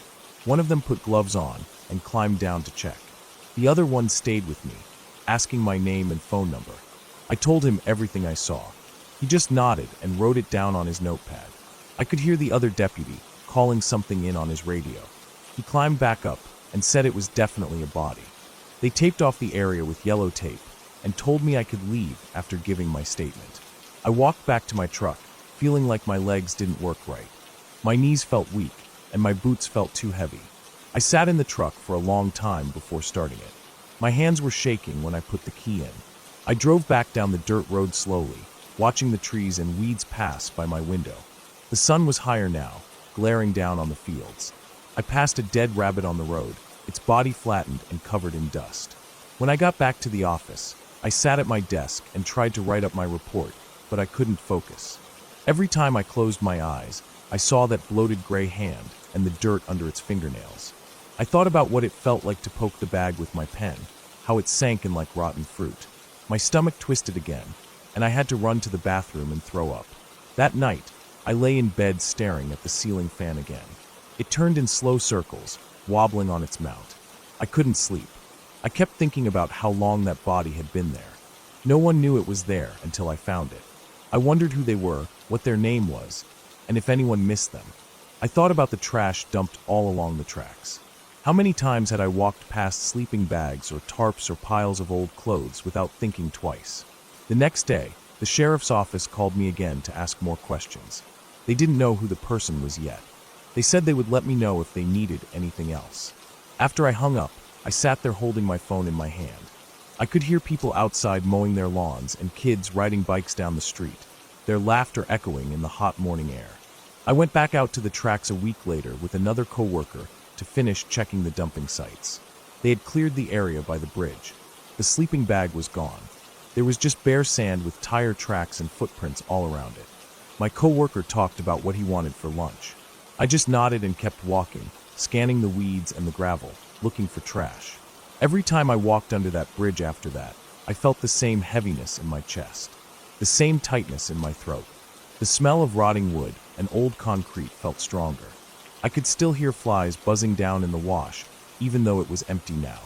I wondered how many more sleeping bags or tarps I would find out here, hidden under the weeds, just waiting for someone to unzip them. When I got home that night, I sat on my porch and watched the sun go down behind the trees. The sky turned orange and then purple. I could hear crickets and a few cars in the distance. I felt tired, but I couldn't sleep. I kept thinking about that hand in the dirt, the flies, and the heat rising off the sand.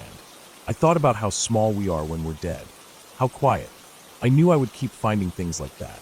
Out here, in these empty places, people think no one is watching. They dump their trash, their broken things, and sometimes they're dead. They think it disappears out here. But it doesn't. It just waits to be found. And that was the worst part. Knowing it would happen again. Knowing I would be the one to find it. Knowing I would have to open the bag, smell the rot, feel my heart hammer in my chest, and then go home and try to sleep. Just like always. Because that's what the job is. You keep walking. You keep looking. You keep finding, and the desert just keeps on holding its secrets until you do.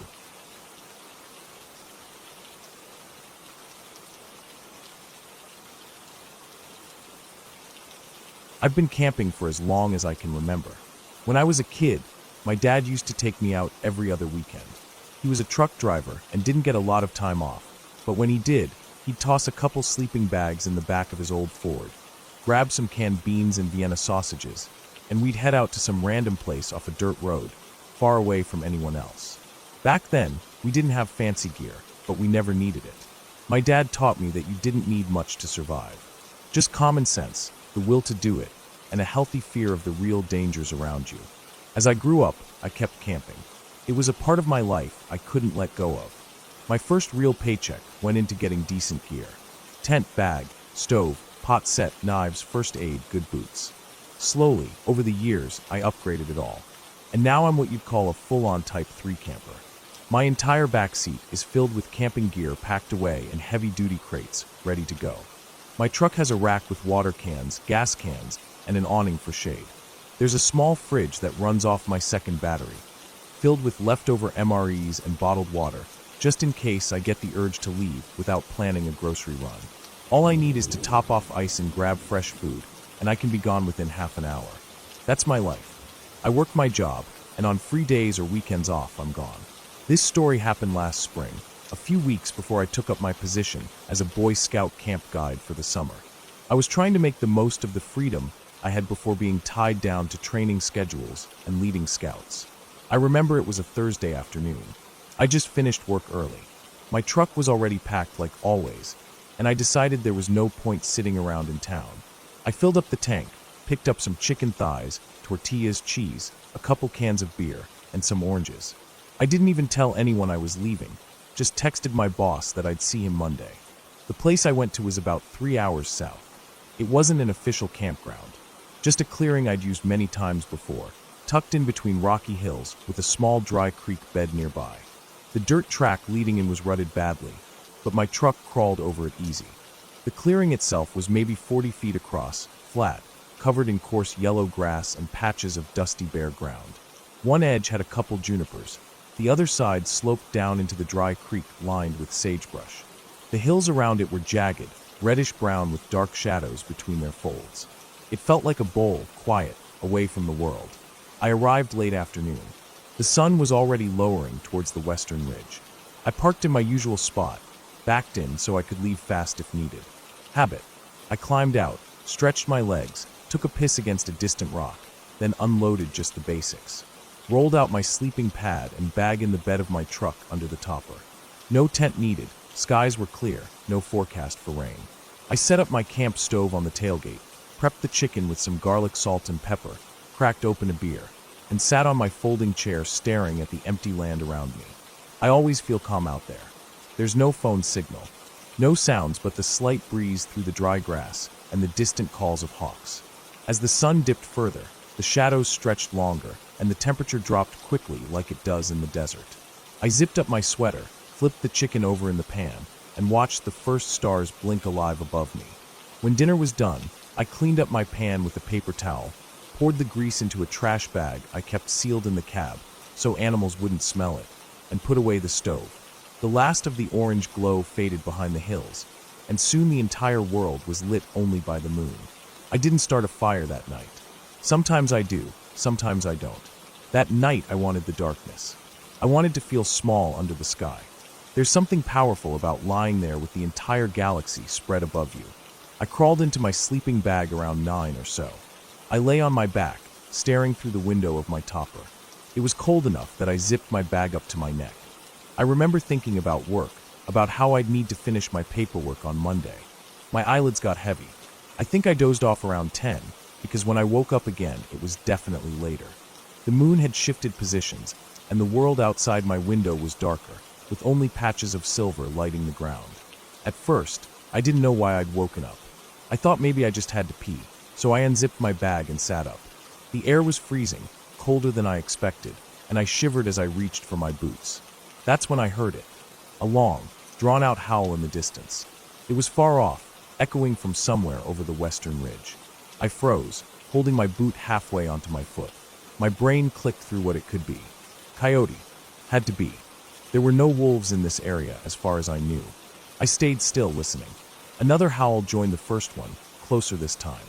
Then yips, short, sharp barking yips, coming from multiple places at once. I finished putting on my boots slowly, trying not to make noise. My bladder felt like it would explode. But suddenly I didn't feel like stepping out onto the open ground. I stayed sitting in the bed of my truck, straining my ears. The yips and barks were moving. At first I thought they were circling away, but then another set of howls started up directly south of me, closer than before. My stomach clenched. I could hear paws against the dirt, faint rustling sounds through the grass. I reached behind me and unzipped the pocket of my pack, feeling for my flashlight. My fingers closed around it, and I flicked it on, shining out through the back window. Nothing, just grass and sagebrush shifting in the breeze. The sound stopped. It went quiet again. I sat there for maybe a full minute, breathing slowly, my ears tuned for any scrape or snap. When nothing came, I sighed. I needed to pee so bad my eyes were watering. I decided to do it right there off the tailgate. I opened the topper, climbed out slowly, and stood at the back of my truck, facing away towards the open clearing. That's when I heard the low growl. It wasn't loud. It wasn't even angry. Just a low, warning growl, coming from maybe 20 feet away in the dark. My entire body froze midstream. The flashlight in my hand was pointed down at the dirt. Slowly, shaking, I tilted it up. There were two eyes staring back at me, reflecting the beam like tiny pale moons. They were set low to the ground, wide apart and unmoving. I couldn't see the shape around them, but I could hear the faint shuffle of paws against dirt and grass. Another growl rumbled out, deeper this time. I felt my bladder empty completely, dripping down my leg and soaking my boot, but I couldn't move. Suddenly another set of eyes appeared just to the left of the first. Then another, higher up on a small boulder. 3 sets of eyes reflecting back at me in absolute silence now. The growling stopped. I stood there, flashlight trembling in my hand, urine dripping off my pant leg, feeling more vulnerable than I had in years. I don't know how long I stood like that. Eventually, I forced myself to move. I didn't want to run, that would trigger them for sure. Slowly, very slowly, I stepped backwards towards my tailgate. My boot scuffed a small rock, and the sudden scraping sound in the quiet night made the eyes flicker, shifting slightly. My heart felt like it would burst. I reached behind me, feeling for the tailgate handle, keeping the light trained on those eyes. When my fingers finally wrapped around the handle, I yanked it open, climbed in backwards, and shut the topper window behind me. I sat there in the dark for a long time, shaking, listening. My flashlight was still on, casting harsh white light against the roof of the topper. My breath came in ragged gasps. I clicked it off, plunging myself into darkness, but I felt safer that way. I crawled back into my sleeping bag fully clothed, boots and all, and curled up, trying to control my breathing. Outside, the coyotes started yipping again.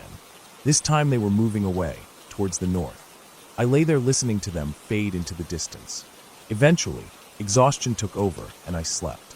It was a restless, shallow sleep, every small sound jerking me awake, heart racing. When dawn finally came, I stepped out into the pale morning light. The grass was cold and damp with dew. I walked over to where I'd seen those eyes.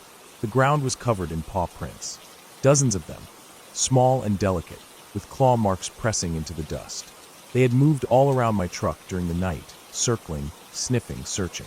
But they hadn't come closer than 15 feet. I packed up quickly.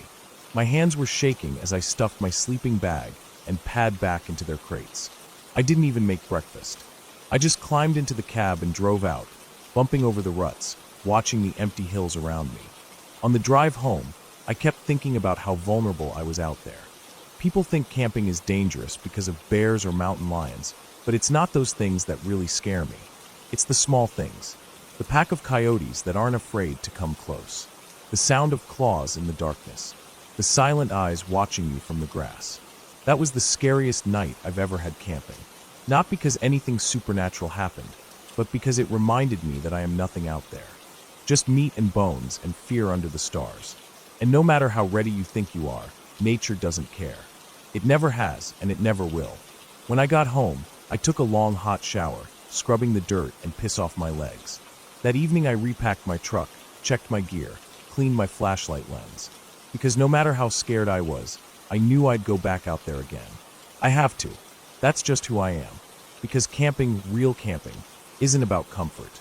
It's about knowing the world around you doesn't care if you live or die, and still laying down under those cold stars anyway. That morning,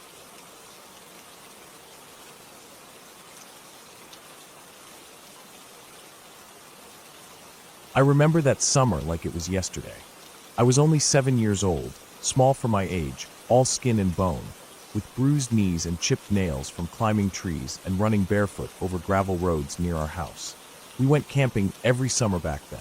My dad always said there was no better way to toughen up your kids than to let them get filthy in nature for a week. Let them figure out how to set up a tent properly. Let them get eaten alive by mosquitoes so they learn to keep their sleeping bags zipped tight. That summer we went to a campsite not too far from where we lived, maybe 40 minutes away down a winding road lined with hedgerows and patches of forest, so thick the sunlight barely touched the ground. We arrived in the afternoon. The sun was still blazing overhead, heat radiating off the bonnet of the car as my dad unpacked everything onto the dusty, graveled campsite pad. There were tents dotted around, families sitting in foldable chairs, a few people cooking sausages on little grills, kids on bikes or kicking balls around. The smell of charcoal and hot grass hung heavy in the still air. After we set up our big old army green canvas tent, me and my brother grabbed our football. It was a cheap black and white one, scuffed all over, the valve poking out awkwardly because it never held air right. I was convinced I was some sort of football prodigy back then. Every kick I took I imagined myself in a stadium, roaring fans chanting my name, boots squeaking against the turf as I dribbled past entire teams on my own. We found a patch of grass beside the gravel track that led to the toilet block. It was dry and yellowed from the sun, but it was flat enough to play without the ball bouncing off in weird directions every time it landed. My brother stood opposite me, his arms hanging loose at his sides, staring at me with that tired look older brothers have when they're forced to play with their annoying little sibling. I lined up my shot, barefoot planted against the ground, other leg drawn back as far as it would go. I swung my leg forward with all the force my 7-year-old body could manage. I didn't even bother aiming properly. The ball rocketed off my foot, shooting past my brother before he could react. I watched, frozen in horror, as the ball sailed straight towards a small blue tent set up behind him. It struck the side panel with a dull, hollow thud, denting the thin nylon inward before bouncing off and rolling under a fold-out camping table nearby. My brother turned around slowly, his eyes wide with that expression that says you've just messed up badly. I stood there, knees locked, my stomach knotting up with fear and embarrassment. I didn't even have time to move before I heard it. A low, angry voice from inside the tent, muffled but deep and rough, like gravel scraping under a boot. I couldn't hear every word, but the tone was enough to make my blood run cold. My eyes darted around, trying to see if my dad was watching. He was sitting back at our site, maybe 20 feet away, in his old green fold-out chair, sunglasses on, arms folded across his chest, looking half asleep. The tent rustled and shifted. A shadow moved inside, long and hulking.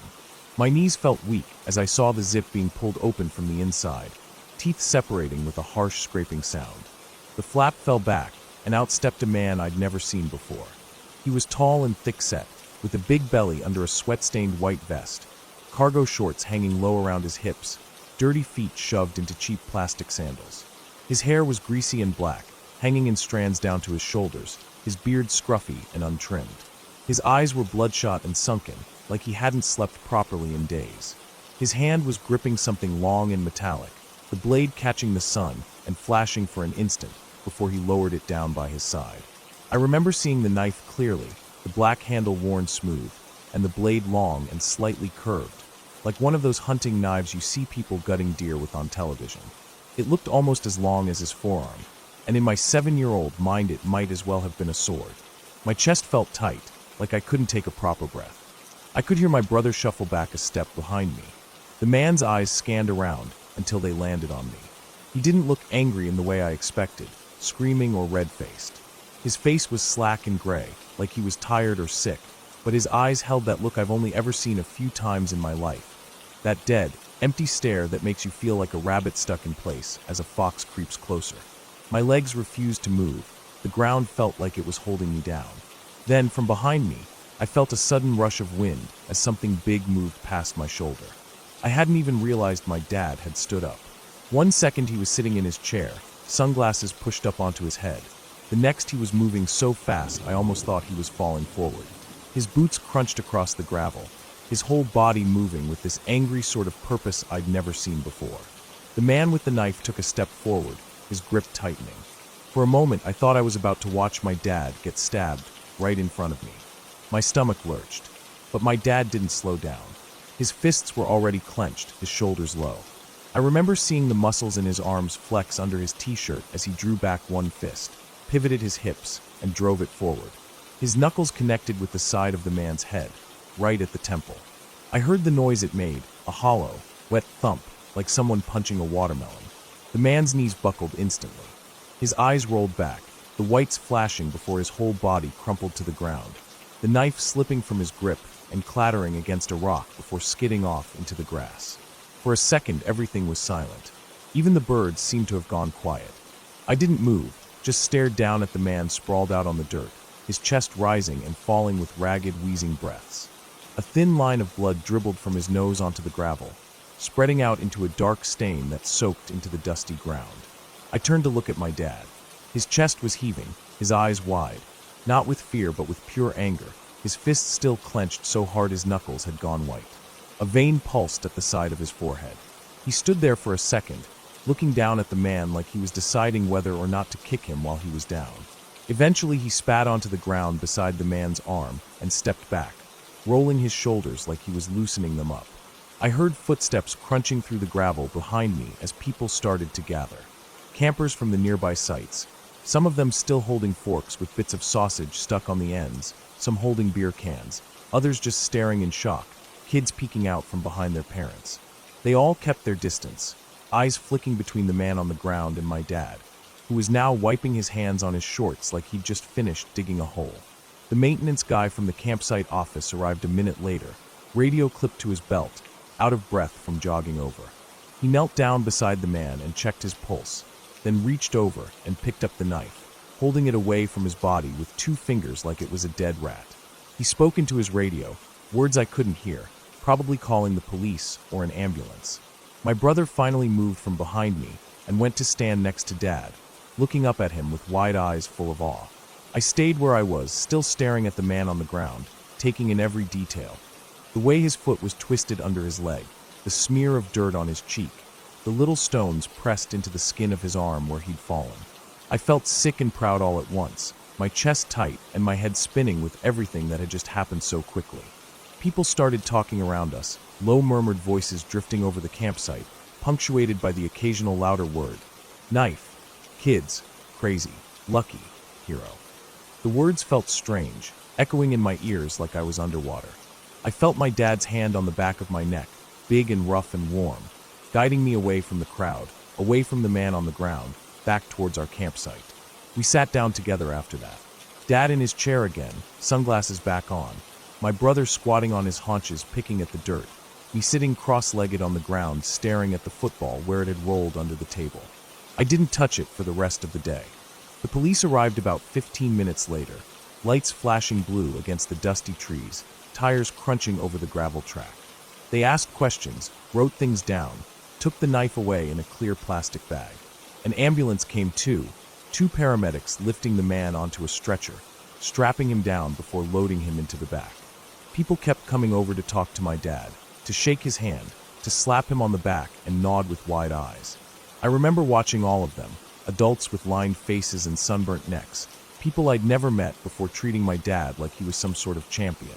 And I guess he was, in a way, because I knew in that moment that if he hadn't been there, if he hadn't acted so quickly, so fiercely, that man could have done something terrible. Not just to me, but to anyone there. As the sun started to dip below the tree line and the sky turned orange and purple, we cooked dinner on our little gas stove. Dad lit a cigarette after, the tip glowing red in the dusk as he sat silently watching the last of the daylight fade.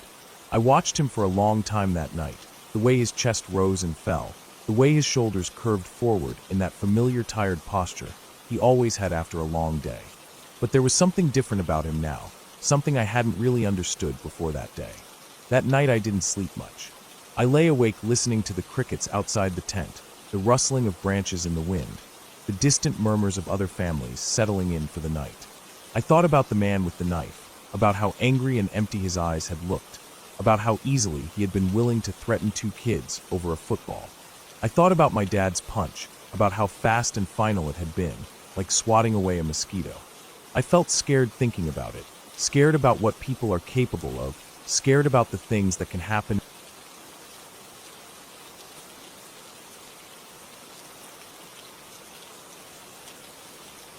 I remember that day clearly, even though it's been a few years now.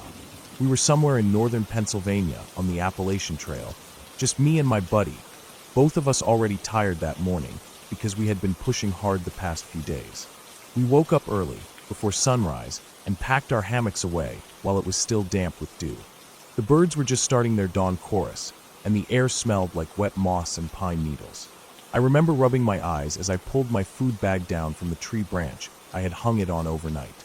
My fingers were stiff with cold, but we were eager to get moving to warm up. We had planned for a big day, trying to get in 20 miles to keep our schedule, and by the time the sun was high, we had already climbed a long, steep hill that had us sweating through our shirts. The climb felt endless. The kind where you think the top is around the next bend, but it just keeps going up. My calves burned and I kept my head down, staring at the dirt, trying not to think about how heavy my pack felt on my shoulders. The air was humid and thick, and every breath felt heavy. Sweat rolled down my face and dripped onto the dry leaves and rocks. My buddy was a bit ahead, and every now and then he'd stop to let me catch up, both of us too tired to say anything. We finally reached the ridge and stopped to drink some water. I remember looking out through the trees, seeing the hills roll away into the distance, hazy blue in the heat. The flies buzzed around my face, and I waved them away as I pulled out a snack bar and chewed it slowly, breathing hard from the climb. We were planning on eating lunch at a shelter that was another 2 miles away, but the idea of food right there, and then was tempting. I felt my stomach growl, and I sat on a fallen log, stretching out my legs, feeling the sweat cooling on my back. My buddy said we should wait and eat at the shelter since there was a water source there, and my bottle was nearly empty. I sighed and nodded, not wanting to hike another 2 miles hungry, but knowing it was the smarter choice. So we put our packs back on, tightened the straps, and started hiking again. The trail dipped down and then climbed again, as it always did in northern PA. Rocks underfoot, some loose and some embedded in the dirt, the kind that bruised your feet and made your ankles roll if you weren't careful. I kept stepping over fallen branches and ducking under spider webs that stretched across the trail. Sweat ran down my neck and soaked into my shirt. My mind wandered to lunch, thinking about the tuna packet I had left and how good it would taste with some tortillas. We finally reached the shelter close to noon. The sun was high and there wasn't much breeze, just a still, hot silence broken by the occasional chirping of birds and the rustle of chipmunks in the leaves. The shelter was one of those old wooden lean-tos with a corrugated metal roof, set back from the trail a little bit, with a fire ring in front and a picnic table that had seen better days. The wood was cracked and covered in graffiti and old carved names and dates. As we walked up, I noticed someone sitting on the bench, hunched over, digging into what looked like a crumpled Fritos bag. His backpack was old and didn't look like any modern hiking pack I'd seen. It was the kind of thing you'd buy from Walmart 20 years ago, faded blue nylon with a broken zipper on the side. He looked up for a split second as we approached, but quickly dropped his eyes back to the bag he was rummaging through. I remember feeling this weird vibe instantly, like he didn't fit in. Most hikers on the have a certain look. You can tell by their gear, their shoes covered in dirt, their trekking poles leaning nearby, the small comforts strapped to their packs. This guy just had that one old backpack and an axe lying next to him on the bench, the handle worn and smooth with use. He looked dirty, but not in the normal hiker way, more like someone who hadn't washed in weeks or even months. His hair was greasy and matted to his head, and his clothes were baggy and hung off him like he had lost a lot of weight. We walked up and set our packs down on the other side of the table. I started pulling out my food bag, feeling the ache in my shoulders ease as the weight came off. My buddy asked him casually if he was backpacking or day hiking. The guy just muttered backpacking, under his breath without ever making eye contact. His voice sounded hoarse and cracked, like he hadn't spoken in a while. My buddy asked if he was section hiking or through hiking, trying to keep conversation going, but the guy looked up with this blank expression and said, I'm just hiking through. I remember the way he said it. Slow and almost like he was thinking hard about each word, as if speaking was difficult for him. It wasn't what he said, but how he said it, that made my skin crawl a little. My buddy raised his eyebrows at me, but didn't say anything else for a minute. We both sat there eating our lunches in silence, the guy still digging around in his empty chip bag, licking his fingers and scraping at the crumbs like it was the last food he'd ever see. We offered him some food, asking if he wanted a granola bar, but he just shook his head without looking up. After a while, my buddy asked him what his trail name was. Everyone on the has a trail name. It's part of the culture, something that just happens naturally after a few days or weeks out there. Mine was Moose because of how big my pack was the first week and how clumsy I was. My buddy was Rocket because he hiked so fast. It's how you sign logbooks and how people remember you. But when we asked him, he just stared at us blankly. It was clear he had no idea what we were talking about, so my buddy explained it to him, saying it's like a nickname you get on the trail. The guy blinked a few times, then said, "Oh right, it's Hatchet Dot." I remember feeling a chill run down my back because he said it while holding his axe in his hand, turning it over and over, wiping the blade with his dirty shirt. It was like he just looked down, saw the axe, and used that as a name. I didn't say anything, just kept eating slowly, my eyes on the ground. My buddy finished his food and started packing up. The guy suddenly stood up and said, "I gotta go," grabbing his axe and shoving it into his pack without even wrapping the blade.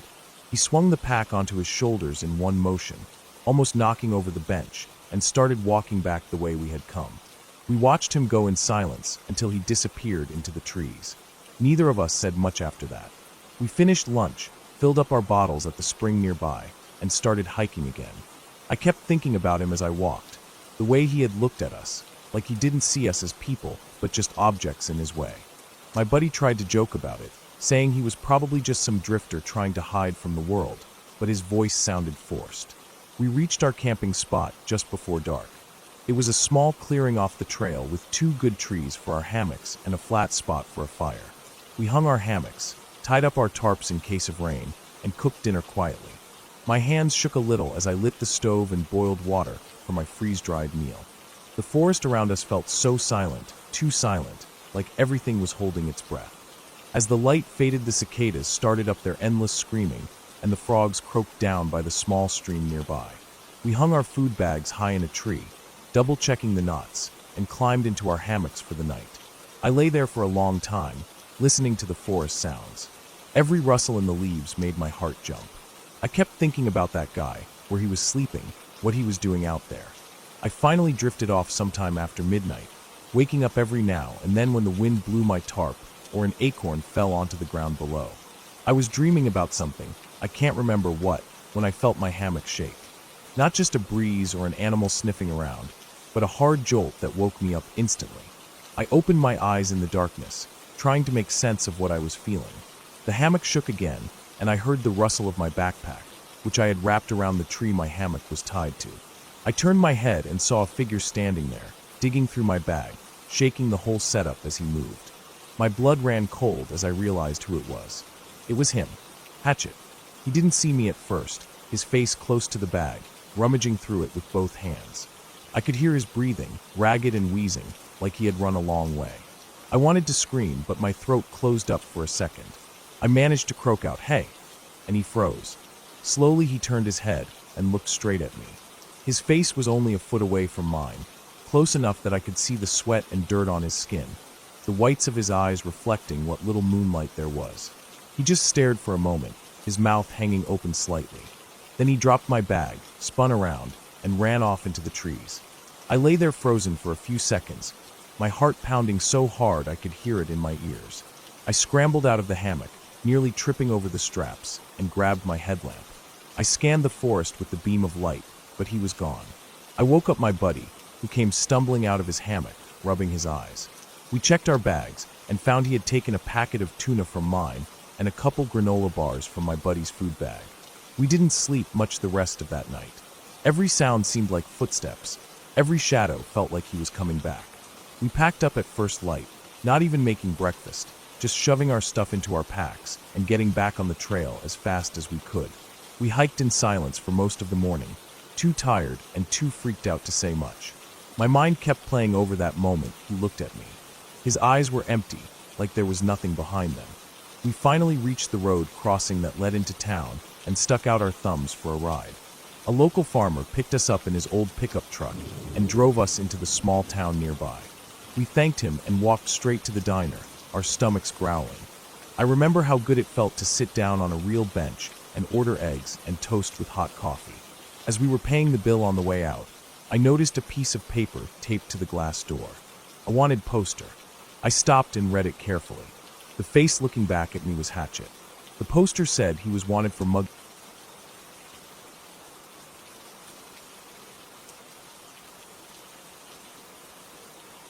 We had been out there for 2 days already. The air smelled like pine needles and burnt wood, and the ground was rough under the thin pads we laid out under our sleeping bags. Our group was a mix of friends from high school and a couple of people we'd met in college. It was the start of summer, that feeling where you finished exams, your mind is free, and you want to push every night as far as it can go because it feels like life will never be this light again. We set up the big party tent first, the kind with those tall poles and a wide opening, made for gatherings and dinners when it rains. It was our main hangout, stuffed with foldable chairs, boxes of snacks, half-empty chip bags, plastic cups, and that sticky feeling on the ground from spilled beer or soda, or whatever someone was drinking when they laughed too hard and knocked it over. There was a Bluetooth speaker on someone's lap most of the night, random playlists going from old pop to rap to weird indie tracks. People sang badly, others clapped in mock approval. There were 2 lanterns hung on the center poles, casting that harsh white light down on us that made everyone's faces look pale and tired, but nobody cared. Everyone was tipsy. The noise felt constant, laughter, talking over each other, coughing from a lungful of vape or weed, the rattle of ice cubes in cheap plastic cups. We were just teenagers trying to feel older, but still scared enough to check under our sleeping bags for spiders before crawling in. That night it was warm, and the crickets outside were deafening between songs, like a thin static wrapping around the tent.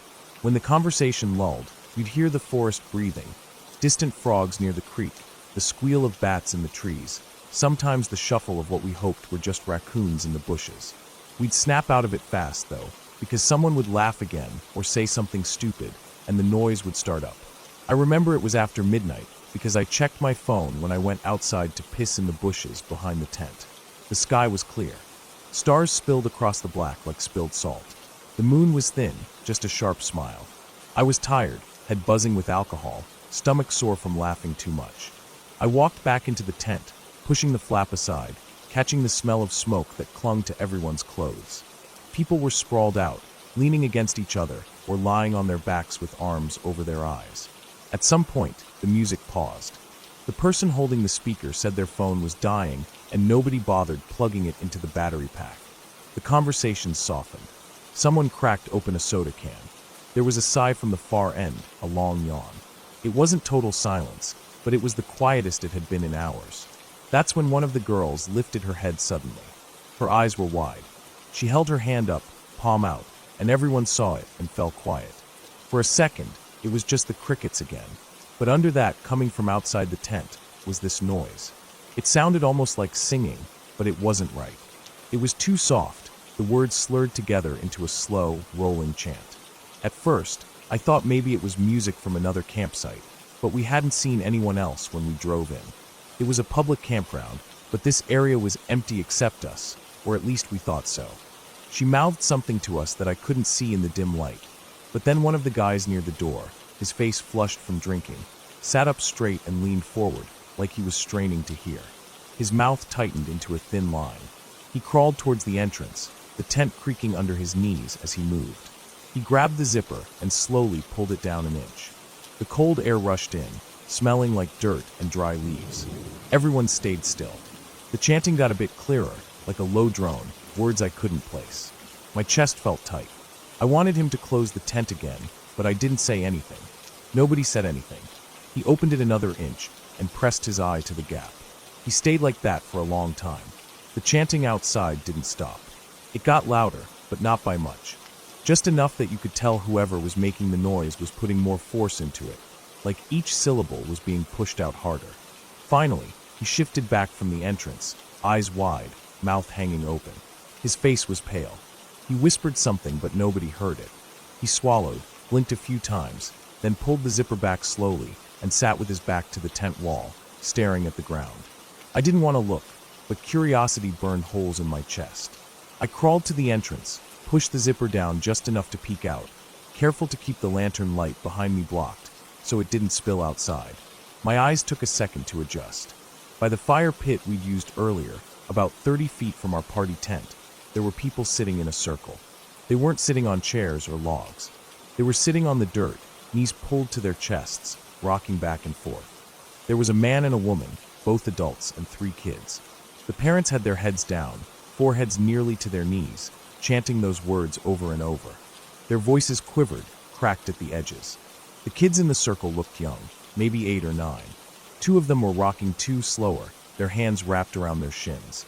The one in the middle wasn't rocking. He was just sitting there, shoulders slumped forward, staring at the fire that had burned down to red coals. His head twitched sometimes, like he was trying to look around, but couldn't quite lift it. The chanting got louder, the words still slurred but more forceful. The parents started rocking faster, their shoulders jerking back and forth like they couldn't control it. The kids on either side began to whimper, this small, thin noise that sliced through the chanting for a second before getting swallowed by it. I felt sick watching them. The parents reached out with both hands and grabbed the boy in the middle by his shoulders. They started shaking him. Not violently at first, just a small shake, like waking someone up. But it got harder. His head bobbed forward and back, chin slamming against his chest. I could hear his teeth clicking together. My stomach twisted. I closed the zipper and turned away. Everyone in the tent was staring at me. I shook my head, unable to speak. They didn't ask. One by one, people crawled to the entrance to see for themselves. Each person came back looking different. Their faces sagged with confusion, eyes glazed over like they couldn't process what they'd seen. Nobody spoke for a long time. All we could hear was the chanting getting louder and the rustle of dry dirt under the parents' feet as they rocked and shook the boy. The lanterns hummed. Insects crawled across the tent ceiling. I felt the tension in my jaw, my teeth grinding so hard my temples throbbed. I didn't know what to do. Nobody did. We weren't trained for something like that. Calling the cops felt extreme, but what if they were hurting the kid? What if we called and it turned out to be some religious thing and we looked like idiots? I felt helpless. Every time I closed my eyes, I saw the parent's hands gripping his small shoulders, shaking him back and forth like a broken doll. The chanting rattled around my skull, those garbled syllables with no meaning to me, but so much meaning to them. After what felt like an hour, but was probably 15 minutes, the chanting stopped. The silence hit hard. Someone gasped behind me. I unzipped the tent again, just enough to see. The family was still sitting in the circle, frozen mid-rock. The parents' heads were still down, shoulders stiff. The kids sat motionless. The boy in the middle's head hung forward, chin resting on his chest, shoulders trembling. I saw his hands clawing at the dirt, digging small grooves into it like he was trying to ground himself. The fire had nearly gone out, just a faint glow under a thin crust of ash. I zipped the tent closed and sat back down. Nobody moved. The air felt heavy, pressing down on our chests. My ears rang with the leftover echo of their chanting. I wanted to throw up. My hands felt numb. We stayed up the rest of the night. Nobody slept. The lanterns ran out of battery eventually, leaving us in darkness except for the faint glow from the coals outside. The crickets came back, louder than before, like they were filling the gap left by the chanting. Every so often someone would shift in their sleeping bag, the nylon scraping against itself, loud in the silence. When dawn finally came, the sky turned from black to a deep bruised blue. I waited for the sun to rise enough to see outside clearly. I crawled to the entrance, unzipped it, and looked out. The fire pit was empty.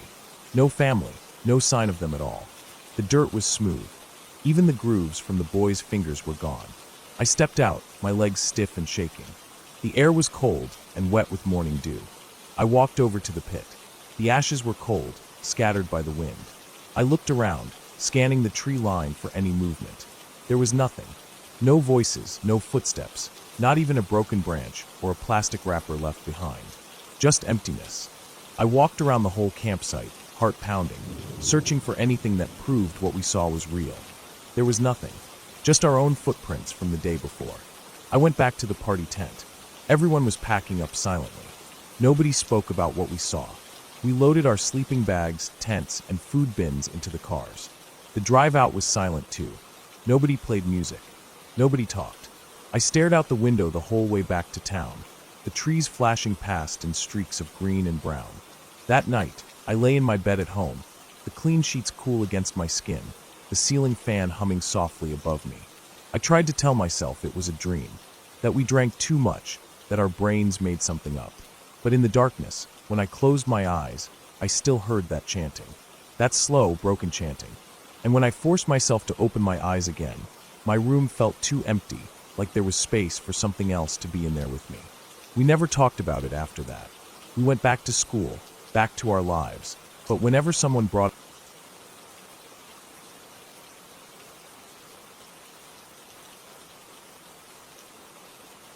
I don't think I'll ever forget that trip to Arkansas.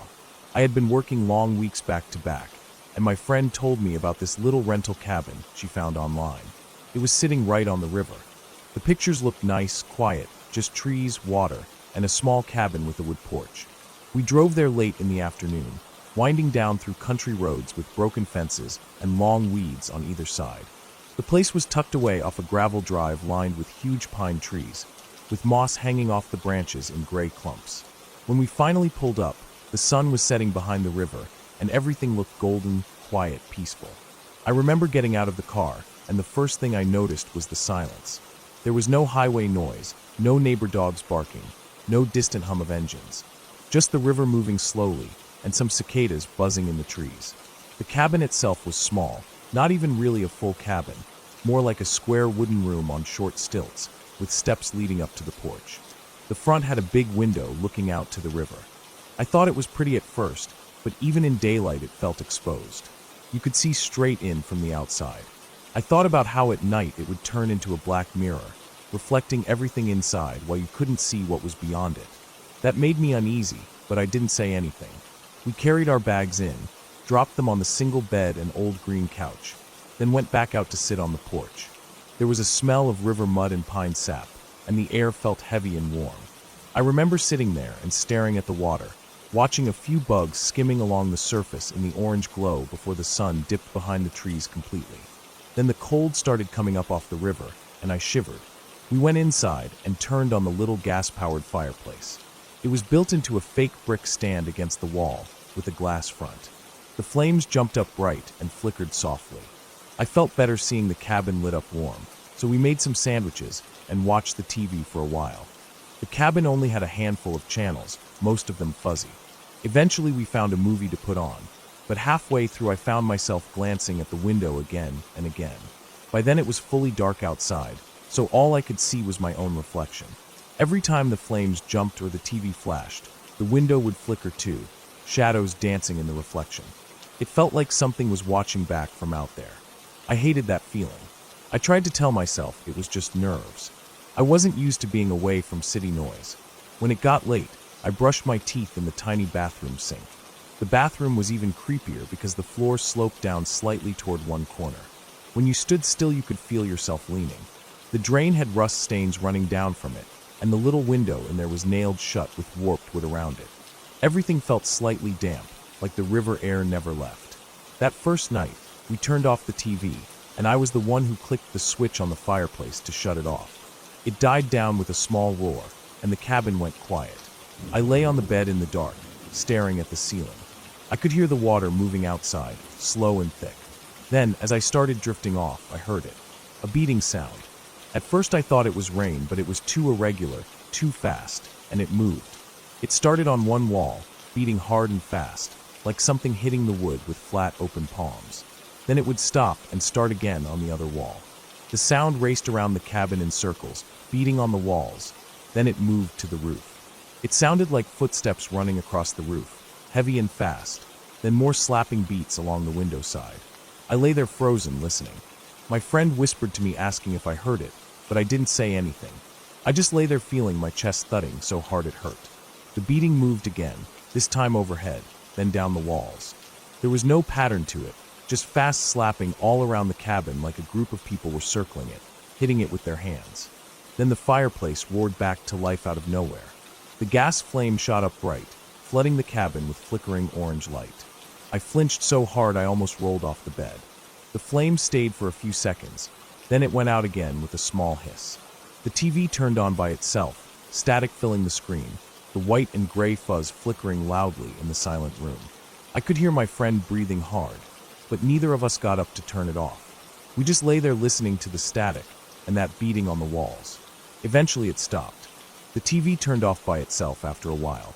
The fireplace didn't come back on again that night, but I couldn't sleep after that. I lay awake, listening to every creak in the cabin, every soft shift of wood in the cold. I felt like the whole place was alive. When the sun finally rose the next morning, the cabin looked normal again. Bright light coming in through the window, the river moving smooth and peaceful outside. We tried to laugh it off. We made coffee on the small stove and sat on the porch watching the sun burn the mist off the water. Everything looked so normal, I almost convinced myself we imagined it. That it was old pipes and wood creaking, or animals outside, raccoons or deer. But that day, even with the bright sun, I felt uneasy. I kept thinking about how we couldn't see anything outside last night, how the fireplace turned on and off by itself. The propane tank was full, and the fireplace was meant to stay on if you left it on. I checked the switch later that morning. It was still in the off position when we woke up. We spent that day fishing by the river. We didn't catch anything, but the sun felt good on my back, and for a while I forgot about the night. We cooked some hot dogs for lunch and tried to watch TV again, but the signal kept cutting out, turning to static, then flickering back. I didn't want to stay another night, but we had already paid, and it was too far to drive home late.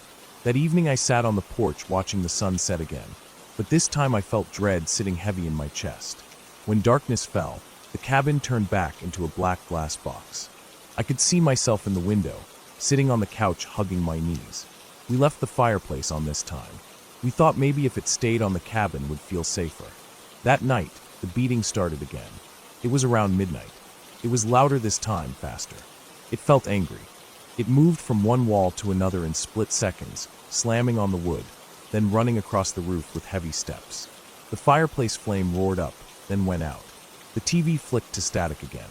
I felt the hair on my arms stand straight up. The beating kept going for what felt like hours. I felt trapped. I didn't want to move off the bed. I didn't even want to breathe too loud. Then came the whispering.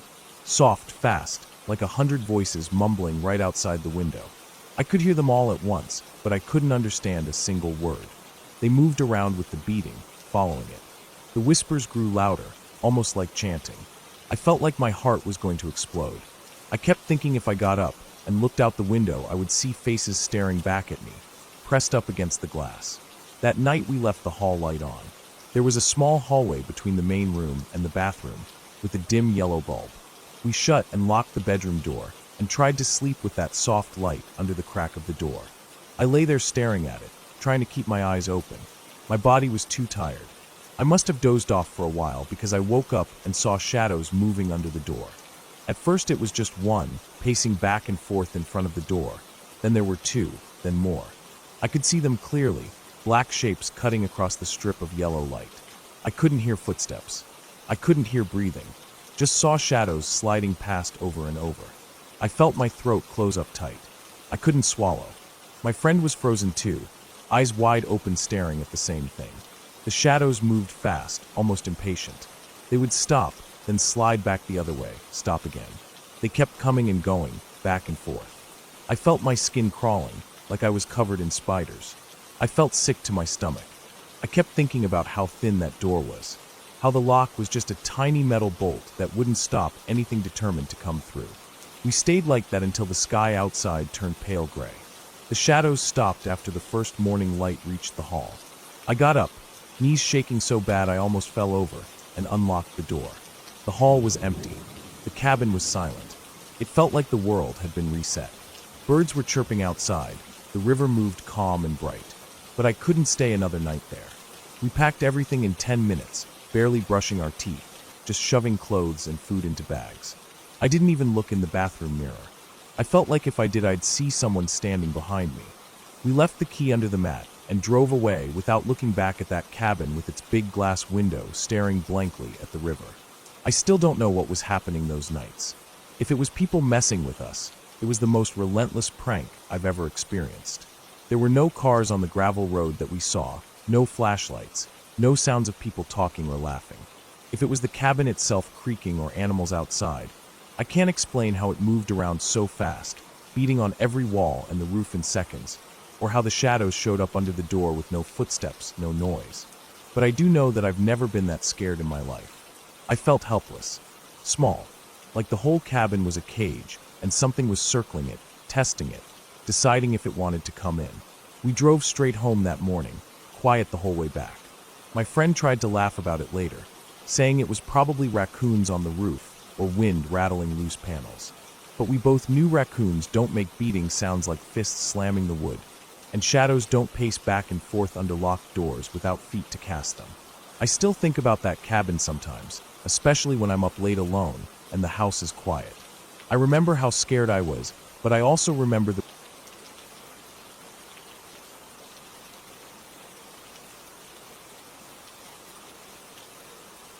that weekend so clearly, like it happened yesterday, not over 20 years ago. It was late September of 2004. The leaves were starting to turn that dull orange and red. The air had a cold bite to it in the mornings, but still held onto the memory of summer during the afternoons. I had been working long shifts at the warehouse for weeks, and my girlfriend back then kept begging me to take a weekend off and do something quiet. She'd been talking about renting a cabin somewhere ever since spring, and eventually, just to shut her up honestly, I found a cheap one online and called the number listed.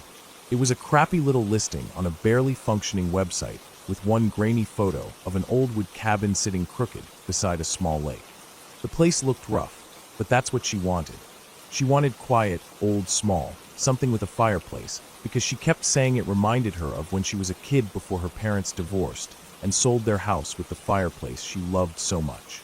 We packed up my old pickup with a cooler full of eggs, bacon, juice, water bottles, instant coffee, and marshmallows. She also packed graham crackers and chocolate bars for s'mores, tossing them in a grocery bag like they were the most precious things in the world. I just threw in a box of noodles and jar of tomato sauce for dinner if the fishing was bad. It was a Friday when we left early afternoon, the sun glaring through the windshield as I drove along cracked country roads lined with untrimmed trees and old fence posts leaning away from the road. She spent most of the drive humming to the radio, braiding and unbraiding her hair, staring out the window with a half smile like she was back in her childhood room, curled up beside that old fireplace she'd lost when her parents split. I didn't care about the fireplace, but I cared about how badly she wanted it. When we finally pulled off the main road and onto the rough dirt lane that led to the cabin, I felt the truck tires crunching over small stones, shaking the whole cab with each pothole. Dust rose in clouds behind us, golden in the lowering sun. The place was surrounded by scraggly pines and skeletal birch trees, thin trunks reaching up into the pale blue sky. There was no other sign of life nearby. No voices, no other cars, no sound but the wind in the trees and the crunch of tires rolling to a stop. The cabin looked even worse in person. Peeling brown paint, a crooked porch with steps that bowed in the middle, windows streaked with years of unwashed grime. But she practically leapt out of the truck before I'd turned off the engine. Her boots crunched on the gravel as she rushed to the porch, turning around to look at me with her eyebrows raised in excitement, almost childlike. I got out, stretched my stiff legs, and took a long look at the lake just beyond the cabin. The water was dark and calm, framed by reeds along the edge and a small rickety dock that leaned sideways into the water. I could smell damp leaves and old wood, a heavy earthy scent that settled deep in my chest. We unloaded everything in one trip. I carried the cooler and her duffel bag over my shoulder while she carried the sleeping bags and grocery bags. When I walked into the cabin, it smelled like stale air and ash. The fireplace was a simple stone square built into the far wall, blackened from years of use. The rest of the room was tiny, with a sagging couch covered in a scratchy green and brown wool blanket and an old wooden coffee table marked with water rings. The kitchen was just an L-shaped counter along one side with an ancient electric stove and a mini fridge that hummed louder than a lawnmower. She dropped her sleeping bags on the floor near the fireplace and stared at it with this soft smile that made me pause for a moment. I set down the cooler with a grunt, feeling the sweat gather at my lower back. I grabbed the bundle of firewood from the porch before I forgot, untying the twine that held it all together. I just wanted to get it set up for her, so she'd stop begging me about it. I figured we could get out on the lake before it got too dark, maybe catch some fish for dinner. When I unbundled the wood, something moved between the logs. At first, I thought it was a worm or something small. But then it slid out from between two logs, quick and silent, and landed on the dusty wooden floor with a faint thump. My heart stopped dead. It was a snake. Long, thick, shiny with red and black bands. I knew nothing about snakes back then. In my head, red meant danger, so I jumped back so hard I almost fell onto the couch. My girlfriend screamed, a sharp raw sound that cut through the silent cabin. She backed up against the stone fireplace, clutching her hands to her mouth. I felt like I couldn't breathe, just staring at that thing as it slithered calmly across the floorboards into the dark corner near the bathroom door. I felt my hands shaking as I reached into my back pocket for my phone.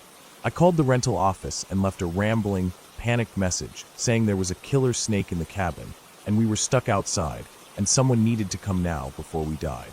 My voice sounded so high and broken that I felt humiliated after I hung up. But I didn't care.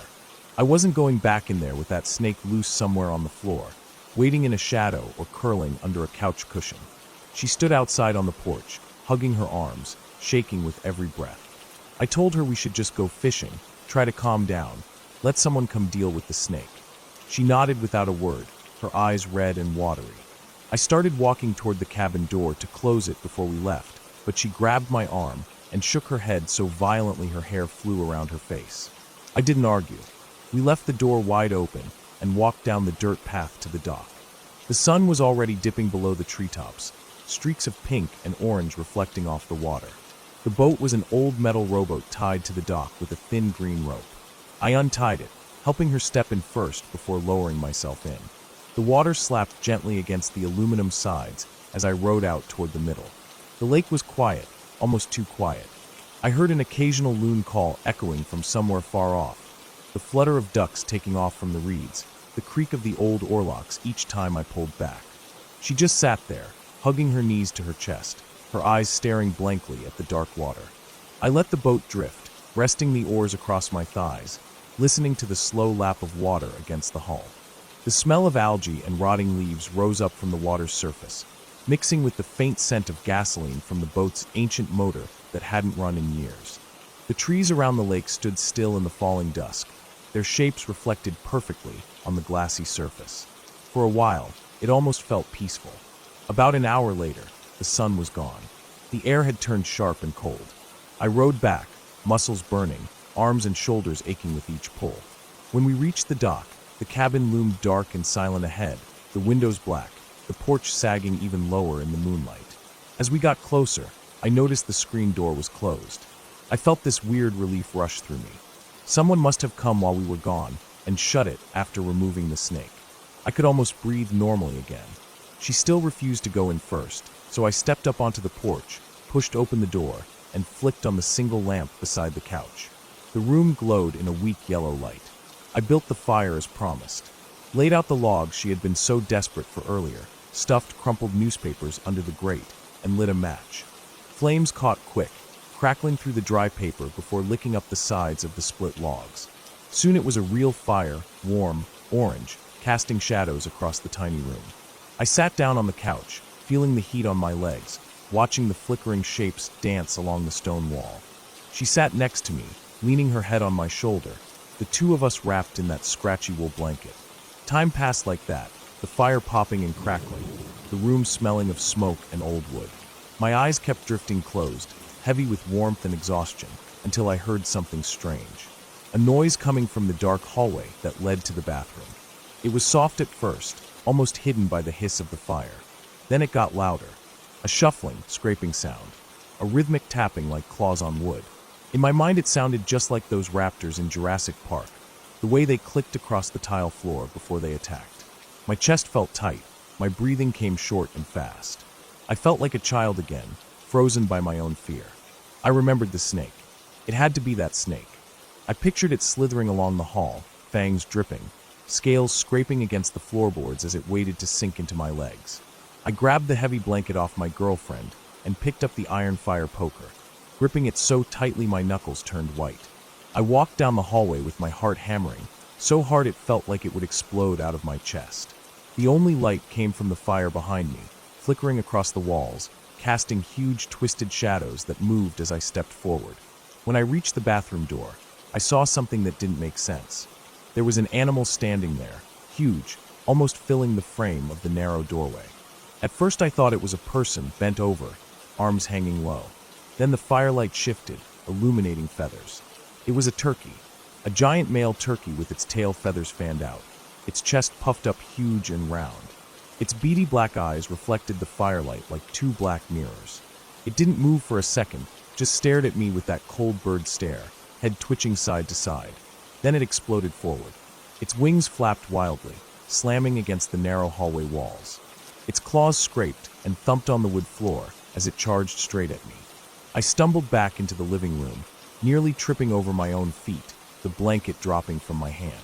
I gripped the iron poker like a baseball bat, raising it as high as I could as that massive bird lunged forward again. Wings spread, beak open, making this guttural gobbling scream that sounded like nothing I had ever heard in my life. It slammed into my chest.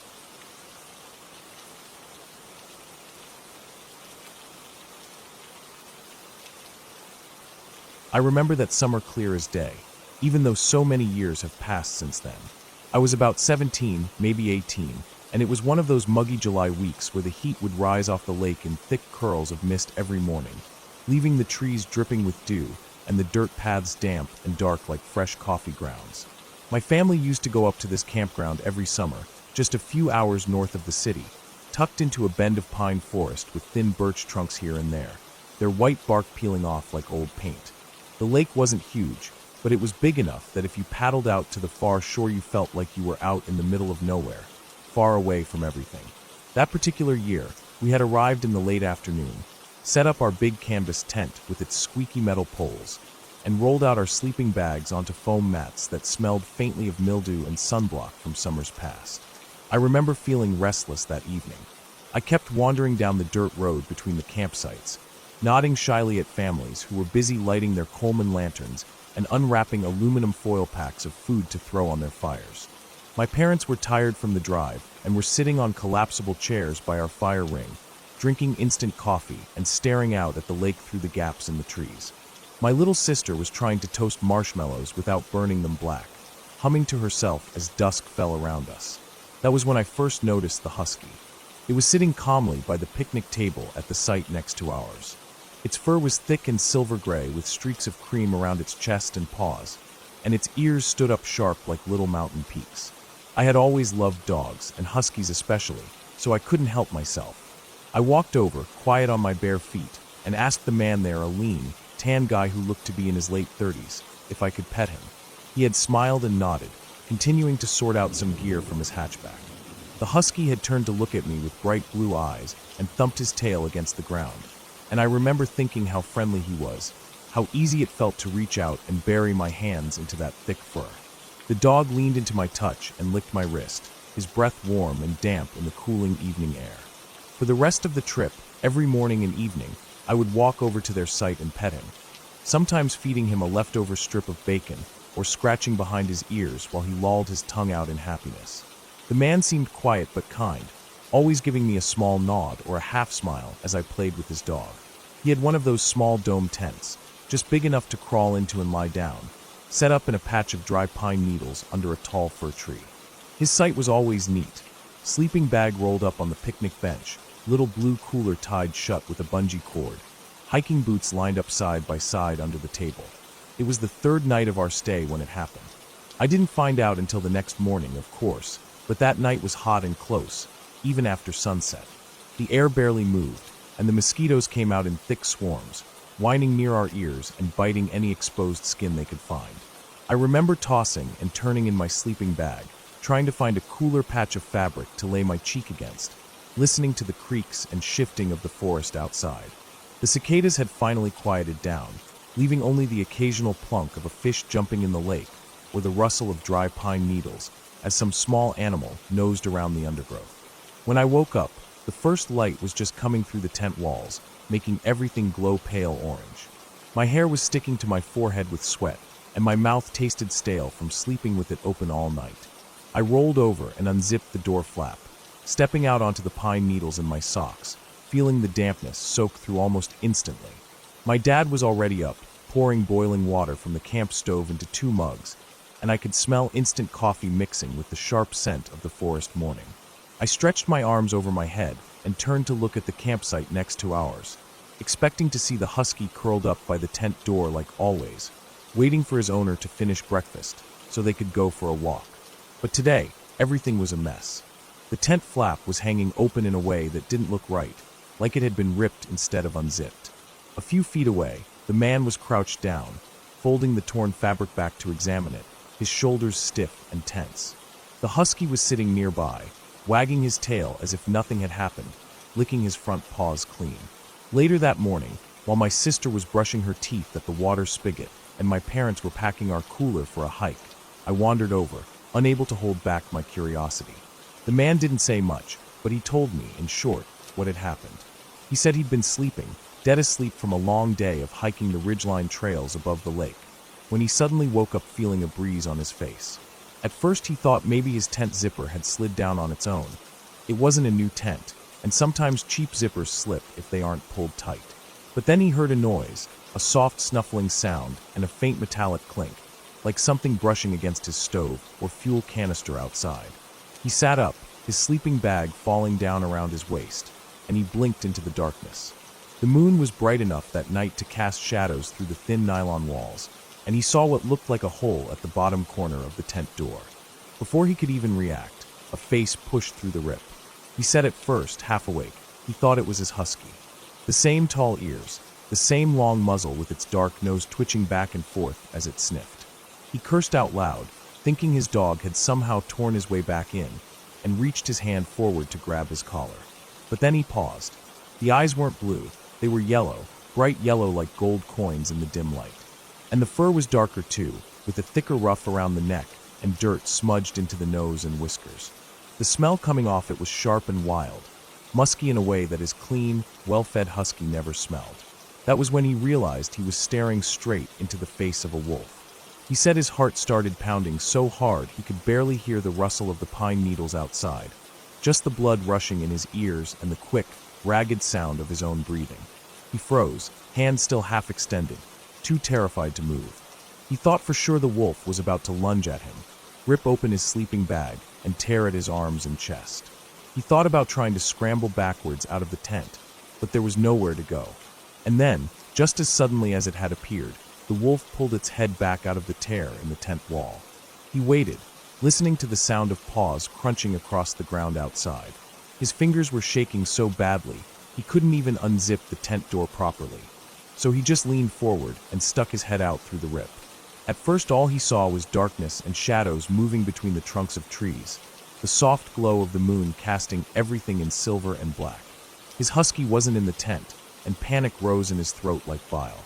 He was sure he was about to see his dog being torn apart by a whole pack of wolves, their bodies moving sleek and silent through the undergrowth, their teeth sinking into the husky's neck and belly, ripping out tufts of fur and flesh.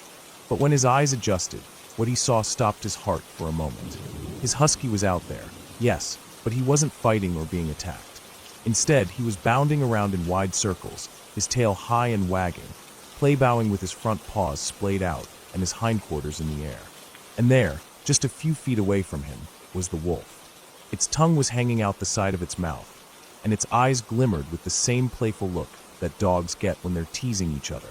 It darted forward, gave the husky a quick nudge with its nose, then bounded back again, its paws silent on the thick carpet of fallen needles. The man told me he watched them play like that for almost 20 minutes. The wolf would chase his husky for a few yards, then his husky would turn and chase the wolf back, weaving between the tree trunks, their bodies moving so fast and light that it was almost like watching ghosts flit through the forest. At one point, they both stopped and sniffed around the remains of the man's small pile of firewood, tails wagging side by side like they'd known each other forever. The wolf grabbed a piece of dog food that had spilled out of the husky's travel bowl and crunched it up noisily, then stuck his nose into the man's half-zipped backpack and pulled out a packet of beef jerky, tearing it open with sharp white teeth. The man said he didn't even care about the food at that point. He was just so relieved he wasn't watching his dog get killed right in front of him. Eventually, the wolf seemed to lose interest. It trotted off into the trees without a backward glance, melting into the darkness so smoothly that it was gone in less than a second. The husky sat down where he was, panting heavily, his tongue lolling out and a goofy grin plastered across his face. When the man finally crawled out of his tent, his knees still shaking, the husky ran straight over to him and sat down obediently by his side, leaning his big furry body against his leg. The rest of the morning, the man worked in silence, patching up the rip in his tent with duct tape and cleaning up the spilled food. His dog lay in the pine needles nearby, chewing on a stick with the calm satisfaction of a creature who had just had the most exciting night of his life. When I walked over later that day, the man told me he would never again keep his dog food or snacks inside the tent with him. He said it had been a once-in-a-lifetime experience, watching his husky playing with a real wild wolf in the middle of the night, under the tall black trees and the silent bright stars. But he also said it was one of the most terrifying moments he had ever lived through, waking up to a wolf's yellow eyes staring straight into his own, close enough to smell its hot wild breath and see the tiny scars on its nose. That afternoon, as I sat next to his husky scratching behind his ears and feeling the warm sun soak into my shoulders, I kept thinking about how thin the walls were between our safe little human.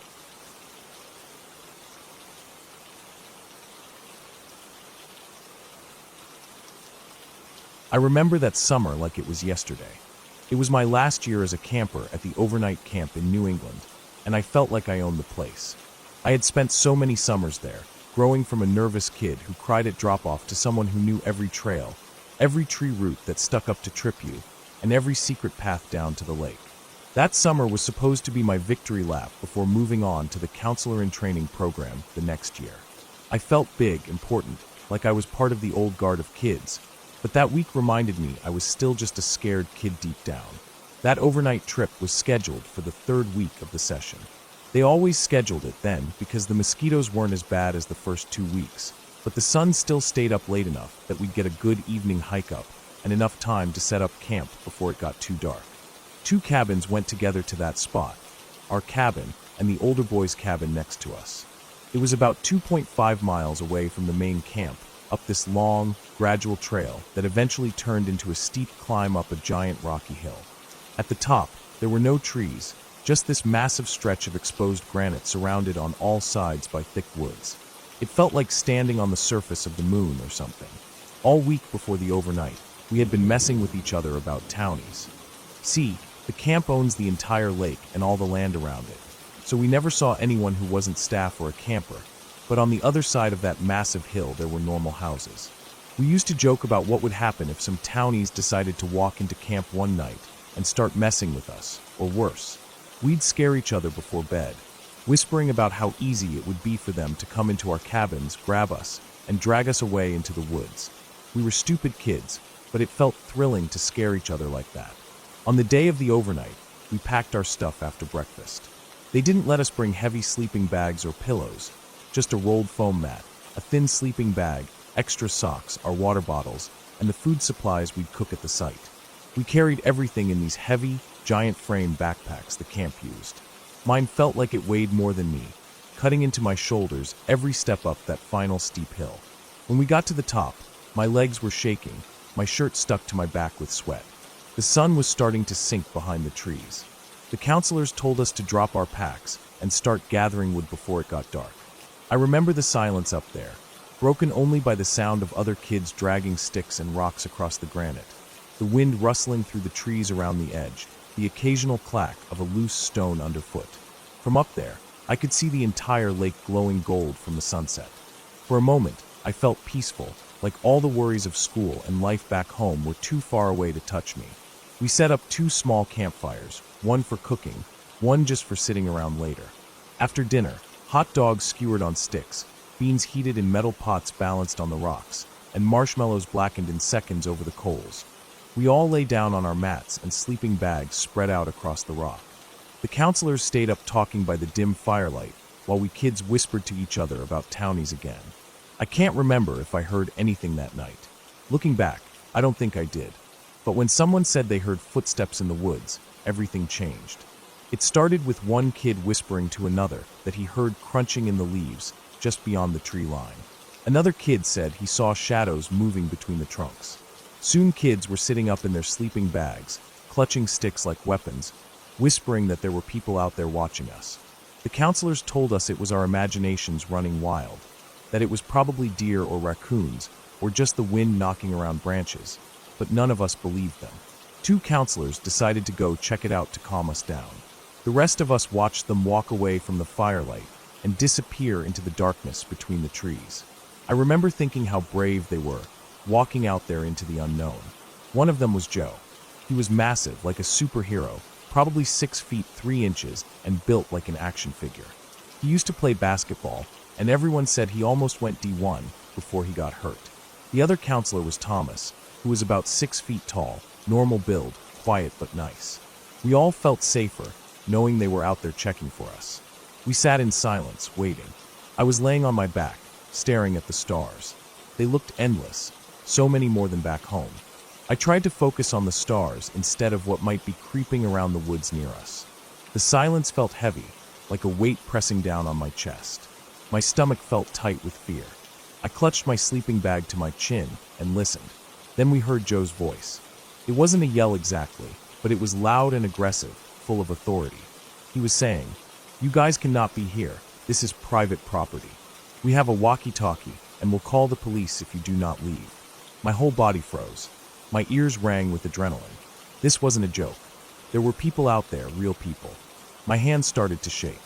Around me, kids were sitting up, eyes wide, mouths hanging open. The counselors by the fire went silent. I heard one kid start to whimper behind me. Then we heard it, a loud, sharp bang. It sounded like wood hitting bone, or metal on flesh, something solid and horrible. Right after that came a scream, high-pitched, tearing through the woods and echoing off the rock. It didn't sound like an animal. It sounded human. It sounded like someone dying. I felt hot tears spill down my cheeks. My chest felt tight, like I couldn't breathe. Before I could even process what I was hearing, Joe burst out of the tree line. His massive figure came sprinting out into the open. His face was twisted with fear and rage. He pointed back towards the woods, his voice booming as he yelled, "Get the kids out of here now!" Everything turned to chaos. One of the counselors near the fire grabbed 2 of the steak knives we'd used to cut vegetables earlier and ran into the trees after Joe. The other counselors started shouting at us to get up and move. Kids were screaming and crying. We left our sleeping bags and mats behind. Some kids were in only their underwear. We sprinted across the cold granite, tripping over rocks, scraping our knees and elbows raw as we went. I remember the feel of the rough stone under my bare feet as I ran. I remember the smell of pine sap and sweat, the way the branches scratched my arms as we crashed down the steep hill, the cries of kids behind me who fell or twisted ankles on the loose gravel and tree roots. I remember one boy ahead of me holding a long stick like a spear, his knuckles white around it, his body shaking. Another kid was praying under his breath as he ran, repeating the same lines over and over. Someone behind me was sobbing so hard they couldn't breathe. The moonlight barely lit our way, flickering through the branches as we descended. Every shadow felt like someone hiding, waiting to grab us. I kept expecting a hand to shoot out and pull me into the trees. My heart was hammering so hard it hurt my ribs. I couldn't think. My mind was empty except for fear. We were halfway down the hill when we heard branches snapping behind us. The 3 counselors came running down to meet us. Joe was in front, followed by Thomas and the counselor with the steak knives. They were out of breath, faces flushed, but smiling. Joe was laughing. That laugh didn't make sense to me at first. I felt sick, my stomach twisting with leftover fear and confusion. My legs were shaking so hard I couldn't stand straight. They gathered us in a tight circle and told us the truth. Joe and Thomas had decided to play a prank on us. There were no townies. There was no attacker. The bang we heard was Joe hitting a tree with a heavy branch to make it sound like a fight. The scream was Thomas, faking it to make it more real. They thought it would be funny, something we'd tell stories about for years, but they didn't tell the other counselors. The counselor who grabbed the knives had thought it was real. He thought his co-workers were fighting for their lives out there. I stood there in the darkness, staring at Joe as he laughed. My whole body felt weak, like I might collapse. Kids around me were crying, hugging each other. Some were angry, screaming that it wasn't funny. Others just stood there silently, staring at the ground, shaking. My chest still hurt from running and crying. My throat felt raw. I couldn't stop thinking about that scream. Even knowing it was fake, it kept playing over and over in my head. We hiked back up to get our sleeping bags.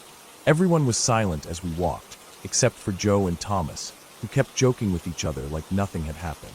When we got back to the campsite, my mat and bag were wet with dew.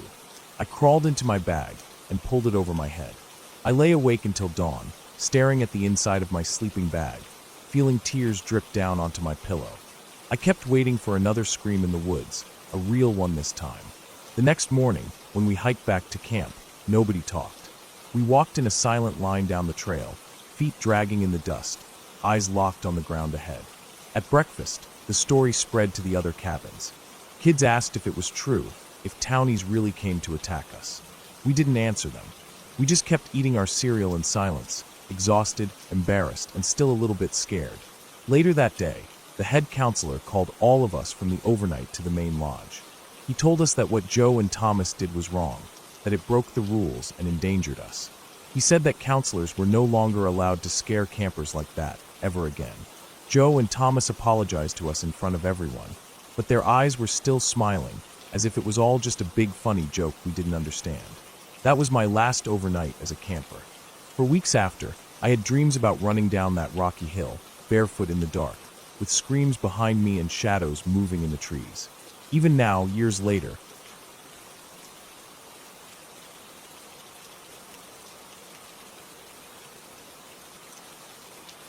I've been camping my whole life. Grew up going on trips with my family, sleeping in old canvas tents that smelled like earth and mildew, waking up with stiff backs on thin foam pads, learning to cook on an open flame, gathering firewood with cold hands before dawn. As I got older, I started backpacking and exploring more remote areas with friends. It was part of who I was, a way to clear my head and feel connected to the dirt and trees around me. But until last summer, I never really felt fear out there. I'd been cautious, sure, aware of bears and snakes and sudden storms, but never genuinely afraid like I was that night. My boyfriend and I had planned a weekend trip to the gorge. We'd been out there with friends plenty of times before, drinking whiskey around the fire, laying under the sky counting shooting stars until we passed out in our sleeping bags. This time we wanted it to just be us two. No one else talking over each other, no one else's music playing on a little Bluetooth speaker, no one else's cooler of beer taking up space. Just us, quiet, a small fire, simple dinners, and early mornings waking up with the fog still hanging low over the hills. We pulled into the trailhead parking lot around 5 in the evening. It was humid, the late summer heat wrapping around everything like thick cloth. The sun was still up, but it was dipping lower, casting long shadows between the trees. The lot was mostly empty except for one old VW camper, then sitting crooked at the far end. As we got out and started pulling our packs and gear from the trunk, two guys emerged from the trailhead, coming down the gravel slope toward the lot. They were both thin, sunburnt, wearing faded t-shirts and jeans streaked with dirt. One had a long, greasy ponytail, and the other had matted dark hair curling at his neck. They both looked like they hadn't showered in a long time. As they came down, they slowed, watching us with heavy eyes. Neither smiled. They didn't say anything, just kept staring as they walked to their van and started rummaging around in the back.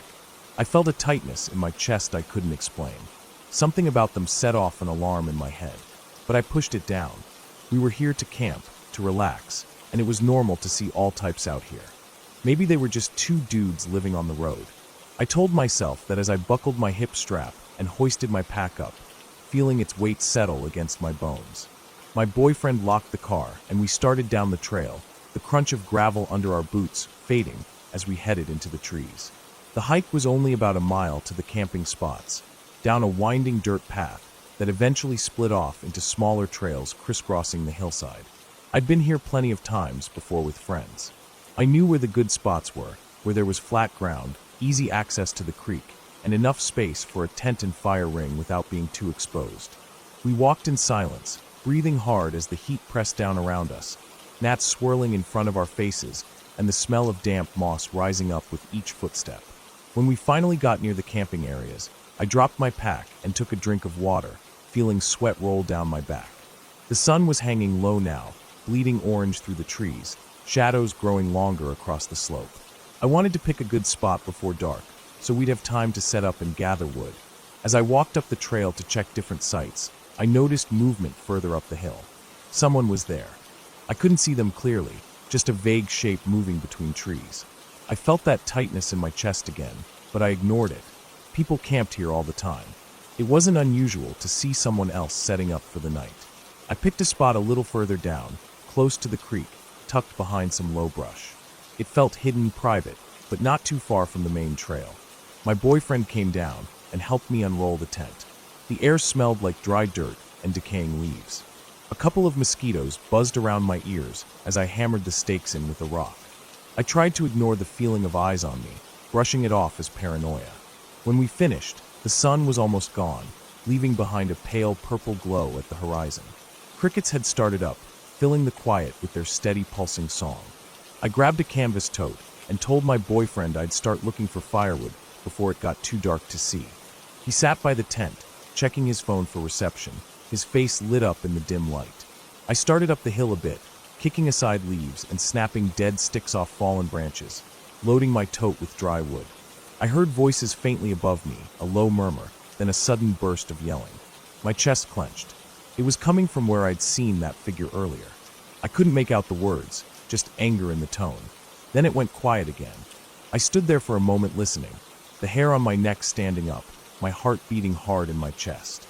I didn't hear anything else, so I bent down to pick up another stick.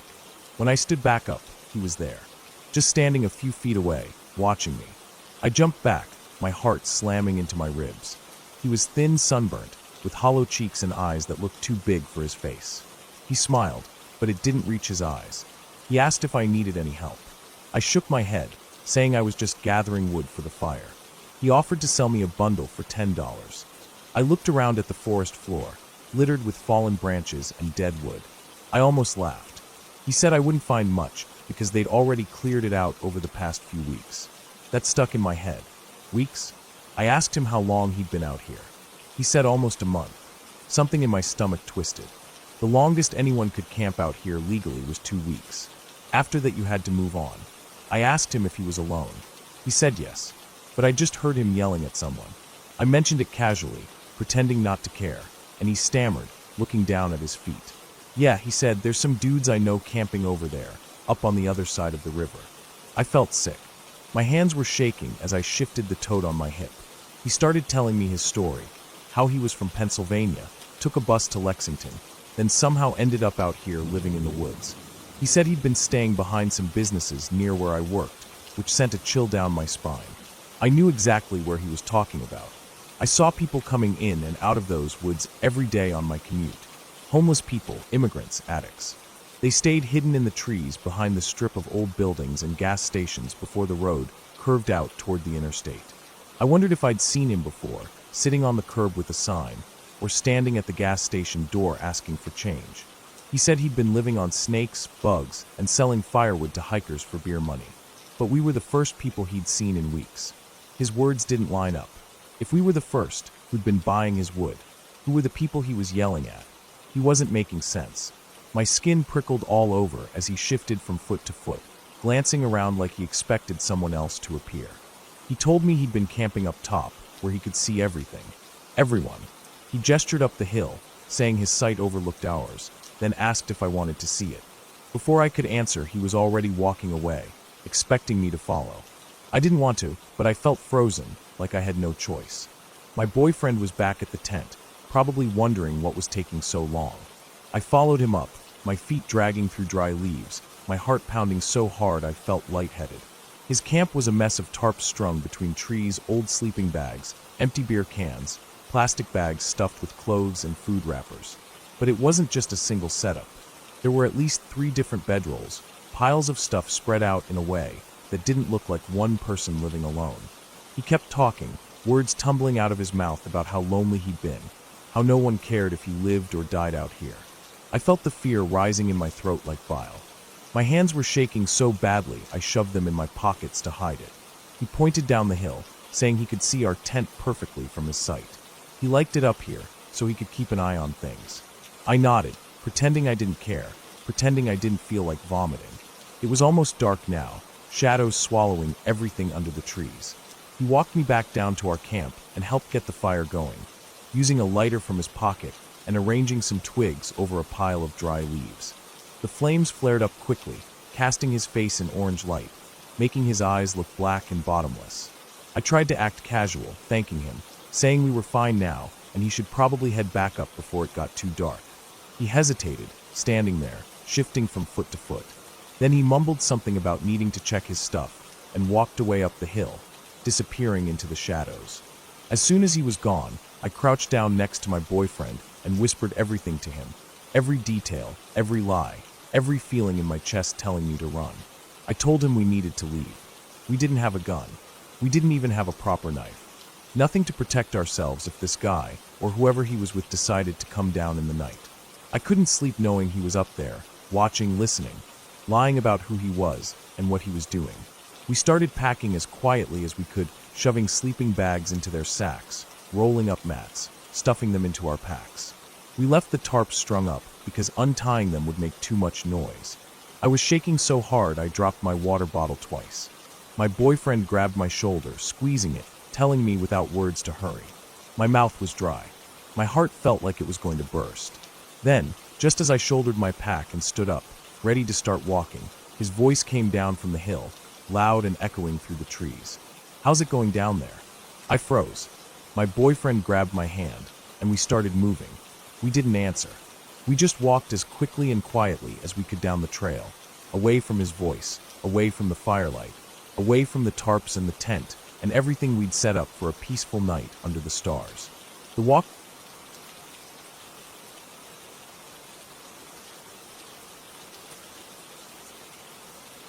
I woke up at around 5 a.m. because of the alarm on my phone. It was still dark outside, with just the faintest blue line showing up behind the hills. I turned it off and lay there for a few minutes, staring at the cracked paint on the ceiling of my room. I was tired, but I knew I had to get up. Today was the day I planned to go up the old fire road behind my town, the one that winds up into the dry hills and dead oak trees before it turns into a rough trail leading to the ridge. I got out of bed and stretched. My shoulders felt tight. My room was cold because I had left the window cracked open during the night, and a thin breeze moved the curtains slightly. I pulled on my old faded jeans, thick socks, and my boots. I grabbed my gray hoodie from the chair and pulled it on. The fabric was worn down, soft against my arms, and smelled faintly like detergent. I walked out into the hall, careful not to step too hard on the loose board near my door so it wouldn't creak. In the kitchen, I turned on the yellow light over the stove and made myself a cup of instant coffee. The water hissed and steamed from the kettle, the only sound in the small, silent house. I leaned against the counter while the coffee cooled a bit. I looked around at the dull cabinets, the small table with 2 chairs, the sink piled with a few dirty dishes from last night. I felt an empty sort of peace. The smell of coffee filled the room, mixing with the cold morning air drifting through the cracked window above the sink. I drank it slowly, staring at the dark outside the window, watching as it turned a faint purple. I put the mug in the sink without washing it, then filled a bottle with water, grabbed a granola bar from the cupboard, and shoved them into the side pocket of my backpack. I checked that my flashlight, small first aid kit, and pocket knife were still in the bag, then slung it onto my shoulders. I locked the door behind me and walked down the steps to the driveway, gravel crunching under my boots. The air outside was sharp and cold. I could see my breath drifting out in front of me in little white clouds. The street was empty, no cars moving yet, no lights on in the houses around mine. I walked down the street towards the edge of town. The houses ended quickly, giving way to open dry fields scattered with clumps of brown grass and prickly bushes. I climbed over the rusted wire fence that ran along the old fire road and started up it. The dirt was dry and cracked under my boots. Small stones shifted with every step, rolling downhill behind me. I walked with my hands in my hoodie pockets, breathing in the cold morning air. As I moved higher, the sun started to rise behind me, casting long shadows of the twisted oak trees across the ground. I walked for about 40 minutes, feeling my legs starting to burn with the climb, feeling sweat forming under my arms and on my back despite the cold air. Eventually the fire road turned into a narrow trail, barely visible, cutting across a steep hillside covered in dead grass. I followed it carefully, watching my footing on the loose gravel and dirt. The wind was picking up a bit now, rustling through the grass and rattling the dry oak branches above. I stopped for a moment to drink some water. I turned around and looked down the way I came. I could see the town spread out below, small and quiet, with a faint haze starting to rise from the fields as the sun warmed them. I kept walking up the trail. The ridge was getting closer, a line of black twisted trees against the brightening sky. I felt calm, breathing steadily, listening to the small sounds around me. The wind, the buzz of a distant insect, the crunch of my boots on gravel. The trail bent around a large boulder, and as I came around it, I saw something odd up ahead. There was a dark shape lying across the trail about 20 feet away. I stopped walking and narrowed my eyes. At first, I thought it was a fallen tree branch, but it looked too thick, and it didn't have the right shape.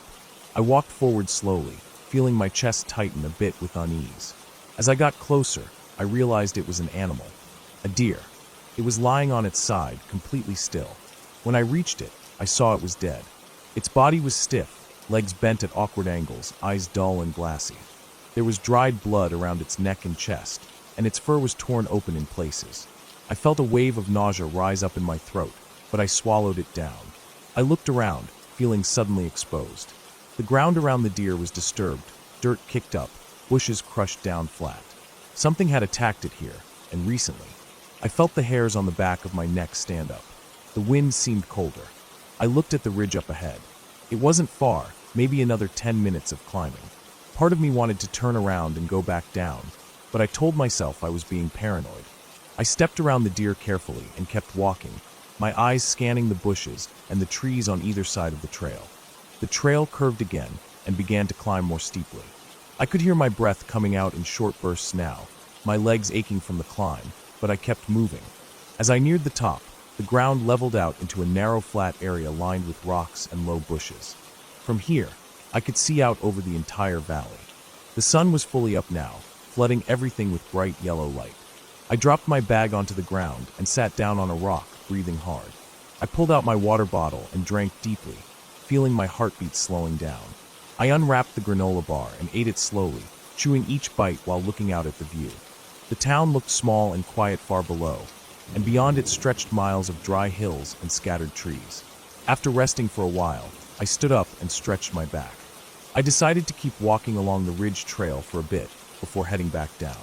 The trail here was narrow, with loose gravel on both sides and a steep drop-off to the left. I walked carefully, feeling the ground shift slightly under my boots with each step. After about 15 minutes, I stopped. Up ahead, maybe 50 feet away, there was something standing in the middle of the trail. I froze. It was a coyote. Its fur was patchy and dirty, ribs showing through its thin sides. It stood there staring at me with its mouth slightly open, tongue hanging out, ears flat against its skull. It didn't move. I could see its chest rising and falling quickly, like it had been running. I felt a chill go through me. Something about it felt wrong. It didn't look scared of me, didn't even look cautious like coyotes usually do. It just stood there, staring. I didn't move. The wind blew from behind me, carrying my scent towards it. Its nose twitched slightly. Then, without any warning, it started walking towards me. Its movements were stiff and jerky, like it was injured or sick. My chest tightened. I slowly reached into my pocket and pulled out the small knife. I flipped it open and held it down at my side, my hands shaking slightly. The coyote kept walking towards me. When it was about 20 feet away, it stopped again and lowered its head, staring up at me from under its brow. Its eyes were yellow and glassy. I didn't want to turn my back on it, so I started backing up slowly, keeping the knife ready. It didn't move at first, but then it started walking again, picking up speed. I felt my breath catch in my throat. I turned and ran. My boots slipped on the loose gravel, sending rocks skittering down the steep slope. I almost fell, but managed to keep my balance. I ran down the trail, not daring to look back. I could hear it behind me, claws clicking on the rocks, low growling sounds coming from its throat. My heart was pounding so hard I felt dizzy. I ran as fast as I could, stumbling and sliding down the steep parts, grabbing onto branches and rocks to keep from falling. My lungs burned, my legs felt like rubber, but I kept running. I could hear it getting closer, its breathing loud and ragged behind me. I came around a sharp bend in the trail and saw the big boulder up ahead, the one I had passed earlier near the dead deer. I pushed myself harder, feet slamming against the dirt, chest heaving. When I reached the boulder, I saw a narrow gap between it and the hillside, just wide enough for me to squeeze through. Without thinking, I dove into the gap. I pressed myself back against the cool, rough rock, trying to slow my breathing, trying not to make any noise. I could hear it outside, sniffing around, its claws scratching at the dirt and gravel. I held my knife tightly in my hand, the metal warm from my grip. My whole body was shaking. I could hear my blood pounding in my ears. For what felt like hours, it stayed there, pacing back and forth, making low growling sounds. I could smell it now, a sharp, musky smell mixed with blood and dirt. Eventually, I heard its footsteps moving away. I waited, holding my breath, listening to the silence.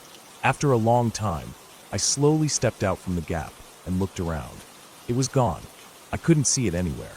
The trail was empty and silent again, just the wind rustling the dry grass and the soft buzzing of flies near the deer's body up ahead. I stood there for a moment, breathing slowly, trying to calm myself down. My hands were trembling so badly I almost dropped the knife. I closed it and shoved it back into my pocket. My legs felt weak as I started walking back down the trail. I kept looking over my shoulder every few steps, half expecting it to come running out of the bushes again. My whole body was tense, every sound making me jump. When I finally reached the bottom of the trail and stepped back onto the old fire road, I felt like I could breathe again. I kept walking, feeling the warm sun on my back, the smell of dry grass and dust in the air. My boots crunched on the gravel with every step. I reached the fence at the edge of town and climbed over it, almost slipping because my hands were still shaking. I walked slowly down the street towards my house. A few cars were on the road now, and I could hear a lawn mower buzzing from one of the yards. Everything looked normal, quiet, and safe. When I reached my house, I unlocked the door and stepped inside. I dropped my bag on the